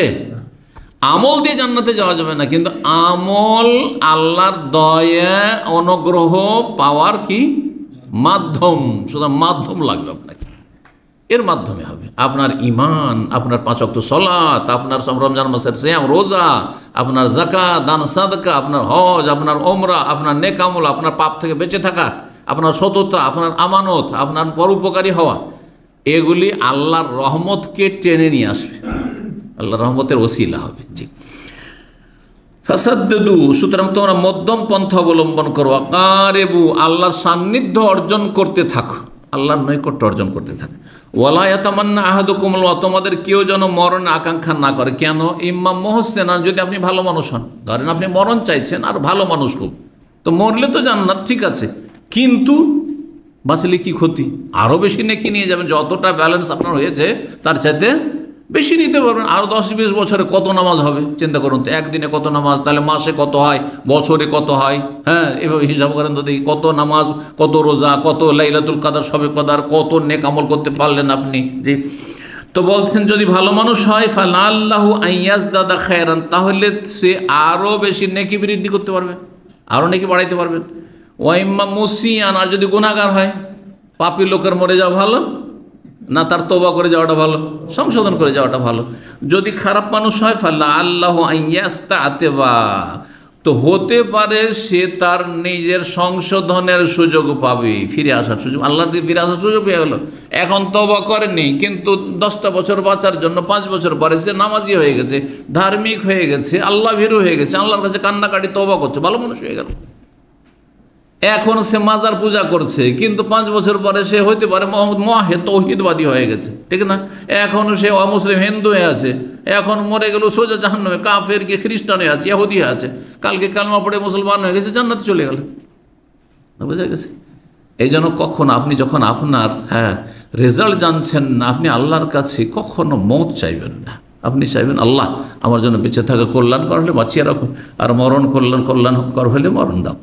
5674 নম্বর হাদিস বর্ণনা করছেন আব্বাদ বিন আব্দুল্লাহ বিন জুবাইর, তিনি বলছেন সামিয়তু আয়েশা, আমি আয়েশা রাদিয়াল্লাহু তাআলাকে বলতে শুনেছি, সামিয়তু নবী সাল্লাল্লাহু, তিনি বলছেন নবী সাল্লাল্লাহু বলতে শুনেছি, ওয়াহ মুস্তানিদুন ইলাইয়া, সেই সময় নবী সাল্লাল্লাহু আলাইহি সাল্লাম আমার শরীরে বা রানে হেলান দিয়েছিলেন, মৃত্যু শয্যায় ছিলেন। শেষ অবস্থায় ছিলেন। ইয়াকুল, আর তিনি এই দোয়াটি করেছিলেন, নবী সাল্লাল্লাহু আলাইহি ওয়াসাল্লামের শেষ দোয়া, আল্লাহ মাগফিরলি, আল্লাহ আমাকে ক্ষমা করে দাও, ওয়ারহামনি, এবং আমার ওপর দয়া করো, ওয়া আলহিকনি বির রাফিকিল আলা, সুউচ্চ বন্ধুর সাথে আমাকে মিলিত করো। নবী সাল্লাল্লাহু সুউচ্চ বন্ধুকে আল্লাহ, আল্লাহ আর রাফিকুল আলা, আল্লাহ তোমার সাথে আমাকে মিলিত করো। জি, আল্লাহুম্মা আলহিকনি বির রাফিকিল আলা। 20 নম্বর অধ্যায়, বাবু দুআইল আয়েদ লিল মারিদ। এই অধ্যায় হচ্ছে রোগী ব্যক্তিকে যারা দেখতে যাবে তাদের দোয়া কি হবে, রোগীর জন্য কি দোয়া করবেন। আয়েশা বিনতে সাদ, এই হাদিসটি এর আগে চলে গেছে। আয়েশা বিনতে সাদ তার পিতা সাদ বিন নবী ওয়াক্কাস থেকে বর্ণনা করেছেন, কালান নবী সাল্লাল্লাহু আলাইহি ওয়াসাল্লাম, নবী সাল্লাল্লাহু আলাইহি ওয়াসাল্লাম দোয়া করেছিলেন সাদ বিন নবী ওয়াক্কাস তার পিতার জন্য, আল্লাহুম্মা শফি সাদান, আল্লাহ সাদকে কি করো, শিফা দান করো, আরোগ্য দান করো। তাহলে আপনি নিজের ভাষায় দোয়া করেন অথবা আরবিতে দোয়া করেন, কিন্তু আরবিতে করলে বুঝে দোয়া করতে, বিনা বোঝাতে আরবিতে মন্ত্র পড়বেন না, এতে কোনো লাভ নেই। যে কোনো দোয়া করে বুঝে সুঝে করবেন, তাহলে অন্তর থেকে দোয়া করতে পারেন। না অর্থ বুঝে শুধু দোয়া, না মোটেই না। রব্বানা আতিনা ফিদ দুনিয়া হাসানা ওয়া ফিল আখিরাতি হাসানা ওয়া কিনা আযাবান, এই দোয়াটি এমন কোনো বাঙালি নেই যে করে না। কিন্তু অর্থ জানেন কি না? কত পার্সেন্টেজ আছেন যারা অর্থ জানে, অর্থ না জেনে দোয়া করছেন। আল্লাহ যদি বলেন তুই কী চেয়েছিস, বলছেন আল্লাহ তা জানি না, তা জানি না আল্লাহ, আমি একটা দোয়া পেয়েছিলাম তাই বলেছি, ফায়দা হবে না? না, মোটেই না। আপনি অর্থ বুঝেন, আল্লাহ আমাকে দুনিয়ার কল্যাণ দাও, আখিরাতের কল্যাণ দাও, আর জাহান্নামের আগুন থেকে রক্ষা করো। অর্থ বুঝতে হবে। অর্থ বুঝে দোয়া করেন তো সবচেয়ে উত্তম দোয়া কোরআনের দোয়া, তারপরে উত্তম দোয়া রাসূলুল্লাহ সাল্লাল্লাহু আলাইহি ওয়াসাল্লাম হাদিসের দোয়ায়ে মাসুরা, আর তারপরে আপনার ভাষা আমার ভাষার দোয়া। কিন্তু অর্থ না জানলে আপনি যার অর্থ বুঝছেন আপনার নিজের মাতৃভাষায় দোয়া করেন। জি, তো 5675 নম্বর হাদিস বর্ণনা করেছেন আয়েশা রাদিয়াল্লাহু তাআলা আনহা, তিনি বলছেন রাসূলুল্লাহ সাল্লাল্লাহু আলাইহি ওয়াসাল্লাম যখন কোনো রোগীর কাছে আসতেন, আও উতিয়া বিহি ইলাই, অথবা কোনো রোগীকে তার কাছে নিয়ে আসা হইতো, তখন নবী সাল্লাল্লাহু আলাইহি ওয়াসাল্লাম দোয়া করতেন, আযহিবিল বাস রাব্বান নাস ইশফি আনতা শাফি লা শিফা ইল্লা শিফাউকা শিফাআন লা ইউগাদিরু সাকামা। সাকামাও পড়া যায় আর সুকমাও পড়া যায়। আযহিবিল বাস মানে রোগকে আল্লাহ দূর করো, বাস মানে রোগ। রাব্বান নাস, হে মানব জাতির প্রতিপালক। ইশফি, তুমি আরোগ্য দান করো। আনতা শাফি, তুমি আরোগ্যদাতা। আল্লাহর নাম তাহলে আশ-শাফি। লা শিফা ইল্লা শিফা, তোমার আরোগ্য ছাড়া কারো আরোগ্য কার্যকর হইতে পারে না, কেউ রোগ ভালো করতে পারে না। শিফাআন, এমন আরোগ্য দান করো, লা ইউগাদিরু সাকামা, যেই আরোগ্য কোনো রোগকে ছেড়ে না দেয়, মানে কোনো রোগ যেন শরীরে না থেকে, সমস্ত রোগ থেকে মুক্তি দান করো। এই ছিল দোয়া, যেই দোয়া করবেন সুন্নতি দোয়া। 21 নম্বর অধ্যায় বাবু ওযুইল আয়েদ লিল মারিজ, অসুস্থ ব্যক্তির জন্য যে রোগী দেখতে গেছে সেই ব্যক্তি যদি উজু করে, জি, আর উজু করে তার চোখে মুখে পানি ছিটায়, তো ভালো জিনিস, এটা পানি ছিটানো ভালো জিনিস। 5676 নম্বর হাদিস, শেষ হতে যাচ্ছে 5 মিনিটে, আমাদের যেহেতু অধ্যায় শেষ হচ্ছে সেই জন্য এখানে আর রাখছি না। বলছেন জাবের রাদিয়াল্লাহু তাআলা আনহু বলেন, দাখালা আলাইয়ান নবী সাল্লাল্লাহু আলাইহি ওয়াসাল্লাম আনা মারিজ, নবী সাল্লাল্লাহু আমার কাছে প্রবেশ করলেন যে সময় আমি অসুস্থ ছিলাম। ফাতাওয়াদা, উজু করলেন। ওয়াসাব্বা আলাইহি, আমার শরীরে উজুর পরে যে অবশিষ্ট পানি সেটা ছিটিয়ে দিলেন। তাহলে পানি ছিটিয়ে দিলে এতে উপকার হয়, আর বিশেষ করে উজুর পানি যদি হয়। আকালা সুব্বু আলাইহি, অথবা বললেন যে তোমরা এই পানিটা ছিটিয়ে দাও। ফাকাল, তো তখন আমার হুঁশ ফিরে আসলো, তাহলে বেহুশ হয়ে গেছিলেন, তখন সেন্সলেস ছিলেন, হুঁশ ফিরে আসলো। ফাকুল, তো ইয়া রাসূলুল্লাহ, তখন আমি বললাম হে আল্লাহর রাসূল, লা ইয়ারসু ইল্লা কালালা, আমার কোনো ওয়ারিস নেই আমার দূরের আত্মীয় স্বজন ছাড়া। ইল্লা কালালা, কালালা হচ্ছে যার ওপরে কেউ নেই নিচেও কেউ নেই, একমাত্র তার একটি মেয়ে ছিল, আর কেউ ছিল, যেমন অন্য হাদিসে রয়েছে। ফাকাইফাল মিরাজ, তো এই ধন সম্পদের ভাগ বন্টন কেমন হবে? ফানাজালাত আয়াতুল ফারাইজ, ফারাইজের ভাগ বন্টনের আয়াত তখন নাজেল হইল। 22 নম্বর অধ্যায় হচ্ছে বাবু মান্দা বিরাফিল ওয়াবাই ওয়াল হাম্মা, এই অধ্যায় হচ্ছে কোনো ব্যক্তি যে দোয়া করে যে আল্লাহ মহামারী এবং জ্বর তুমি আমাদের শরীর থেকে, পরিবার থেকে, দেশ থেকে দূরে করে দাও, তো এই দোয়া করা কেমন? ভালো দোয়া। আয়েশা রাদিয়াল্লাহু তাআলা আনহা বলছেন যে লাম্মা কাদিমা রাসূলুল্লাহ সাল্লাল্লাহু আলাইহি ওয়াসাল্লাম ওয়াইকা ওয়া আবু বকরিন ওয়া বেলাল, যখন রাসূলুল্লাহ সাল্লাল্লাহু আলাইহি ওয়াসাল্লাম মদিনায় আসলেন হিজরত করে, তো আবু বকর আর বেলাল এরা সব অসুস্থ হয়ে যেতেন, প্রচণ্ড জ্বরে আক্রান্ত থাকতেন তারা, কারণ মদিনার আবহাওয়া ভালো ছিল না। এর আগে হাদিস এসেছে এই হাদিসটি। কালাফা দাখাল তো আলাইহিমা, মা আয়েশা বলছেন আমি তাদের কাছে প্রবেশ করলাম, যেহেতু আব্বা আছেন সেখানে। ফকল তো গিয়ে বললাম, ইয়া আবাতে আব্বা কাইফা তাজিদুকা, কেমন লাগছে আপনাকে? ওয়া বেলাল বেলাল কাইফা তুমি কেমন আছো? অসুস্থ অবস্থায় তাহলে জিজ্ঞাসা করা, নিজের নিকটাত্মীয়কে তো জিজ্ঞেস করবেন, কিন্তু বেগানা পুরুষকেও যদি কোনো মহিলা জিজ্ঞাসা করে ফিতনার আশঙ্কা না থাকে তো জায়েজ আছে। কাল ওয়াকান আবু বকর ইযা আখাযাতুল হুম্মা, আবু বকর সিদ্দিক রাদিয়াল্লাহু তাআলা আনহু যখন জ্বরে আক্রান্ত হইতেন তখন এই কবিতাটি আবৃত্তি করতেন, কুল্লু মুরি মুসাব্বাহুন ফি আহলিহি ওয়াল মাউতু আদনা মিন শিরাকি নালি। প্রতিটি মানুষ নিজ পরিবারে সকাল করে, কিন্তু তার মরণ তার চাইতে বেশি নিকটবর্তী। তার জুতার যে ফিতা বা বাধা, বাধা বলেন না ফিতা বলেন, এটাকে আপনারা ফিতা বাধা বলা হয় কোনো কোনো অঞ্চলে। তো জুতার ফিতা বা স্যান্ডেলের ফিতা, এই স্যান্ডেলের যে চটি স্যান্ডেলগুলো বলছি, স্যান্ডেলের ফিতা বা বাধার চাইতে বেশি কাছে, মানে অত একেবারে ঘনিয়ে আছে। মরণ হয়তো আপনার টার্গেট যে আমি এখান থেকে বাসা যাব, এই যে বাসা যাবো, বেশি সময় নেই তো চলে যাবো, এক্ষুনি 10 মিনিটের মধ্যে বাসা পৌঁছে যাব, তার আগে মরণ এসে হাজির, মরণ এসে হাজির। জি, ওয়ালমাউতু আদনা মিন শিরাকি নালি। ওয়াকানা বেলাল, বেলাল রাদিয়াল্লাহু তাআলা যখন জ্বরটা ভালো হয়ে যেত, ছেড়ে যেত, ইয়ারফা আকিরাত, তখন উচ্চ স্বরে বলতেন, তিনি উচ্চ স্বরে আওয়াজ করে বলতেন, আলা লাইতা শেরি হালাবি তান্নাইলাইর, মাতৃভূমিকে স্মরণ করে, মক্কাকে স্মরণ করি, হায় যদি আমি জানতে পারতাম যে আমি কি কোনো একটা রাত কাটার সুযোগ পাবো মক্কায়, এমন এক উপত্যকায় যেখানে আমার আশেপাশে ইজখার এবং জালিল নামক ঘাস থাকবে, কারণ মক্কায় ঘাসগুলি হইতো। ওয়ালে হাল আরেদান ইয়াউমান মায়া মাজান্না, আর মাজান্না নামক যে ঝর্ণা রয়েছে মক্কার পাশে, সেখানে কোনো দিন কি আমি স্বচ্ছ পানি পান করতে পাবো বা সেখানে কোনো দিন আসতে পারবো? ওয়াল হাবদি হাল আব্দু আল্লি শামাতুনা তাফিলু, শামা এবং তাফিল নামক দুটো পাহাড় কি আমি কোনো দিন চোখে দেখতে পাবো? মাতৃভূমিকে স্মরণ করতেন। যেমন যারা দূরে চলেছেন প্রবাসে, আর যাওয়ার কোনো চান্স দেশের নাই হয়তো, ওরা অনেক সময় আকাঙ্ক্ষা করে যে হায় আমার গ্রামগঞ্জ কোনো দিন কি দেখতে পাবো, কত রকমের গাছপালা আর কত রকম কি। কারণ আয়েশা, মা আয়েশা বলছেন, ফাজিয়েত রাসূলুল্লাহ, আমি রাসূলুল্লাহর কাছে আসলাম আর এসে বললাম যে এইরকম আবু বকর অসুস্থ, বেলাল খুব অসুস্থ, আর তারা খুব কষ্ট পাচ্ছে। ফাকালা, তখন নবী সাল্লাল্লাহু আলাইহি ওয়াসাল্লাম বলেন, আল্লাহ হাব্বিব ইলাইনাল মাদিনা, আল্লাহ আমাদেরকে মদিনা শহর প্রিয় বানিয়ে দাও আমাদের জন্য, মদিনার ভালোবাসা আমাদের অন্তরে জন্মিয়ে দাও। কাহুব্বেনা মক্কা, যেমন আমরা ভালোবাসতাম মক্কাকে বা তার চাইতে বেশি। ওয়াসাহিহা, একে স্বাস্থ্যকর নগরী তৈরি করে দাও। ওবারিক লানা ফি সাইহা ওয়া মুদ্দিহা, এখানকার মাপের যে আপনার কাঠাগুলির পাত্র রয়েছে সেগুলিতে বরকত দান করো, মানে এখানকার খাদ্যদ্রব্যে রুজি রিজেকে বরকত দান করো। ওয়ানকল হুম্মাহা, আর এখানকার জ্বর আবহাওয়া যে খুব খারাপ, এটিকে স্থানান্তরিত করে দাও। ফাজ আলহাবিল জোহফার, এটাকে জোহফাতে পাঠিয়ে দাও। জোহফায় সেই সময় মজুসি অগ্নি পূজকরা বসবাস করতো। নবী সাল্লাল্লাহু আলাইহি ওয়াসাল্লাম দোয়া করলেন, আল্লাহ মদিনার এই জ্বরকে জোহফায় ঠেলে দাও, এই দোয়া করেছেন রাসূলুল্লাহ সাল্লাল্লাহু আলাইহি ওয়াসাল্লাম। সুতরাং কোনো শহরের জন্য, কোনো এলাকার জন্য, সুস্থতার জন্য, সেখানকার ব্যক্তির বা পরিবার সমাজের সুস্থতার জন্য, নিরাপত্তার জন্য দোয়া করে এই হাদিস দ্বারা প্রমাণিত হয়। জাযাকুমুল্লাহ খাইরান ওয়া সাল্লাল্লাহু আলা মুহাম্মদ ওয়া আলা আলিহি ওয়া সাহবিহি আজমাইন।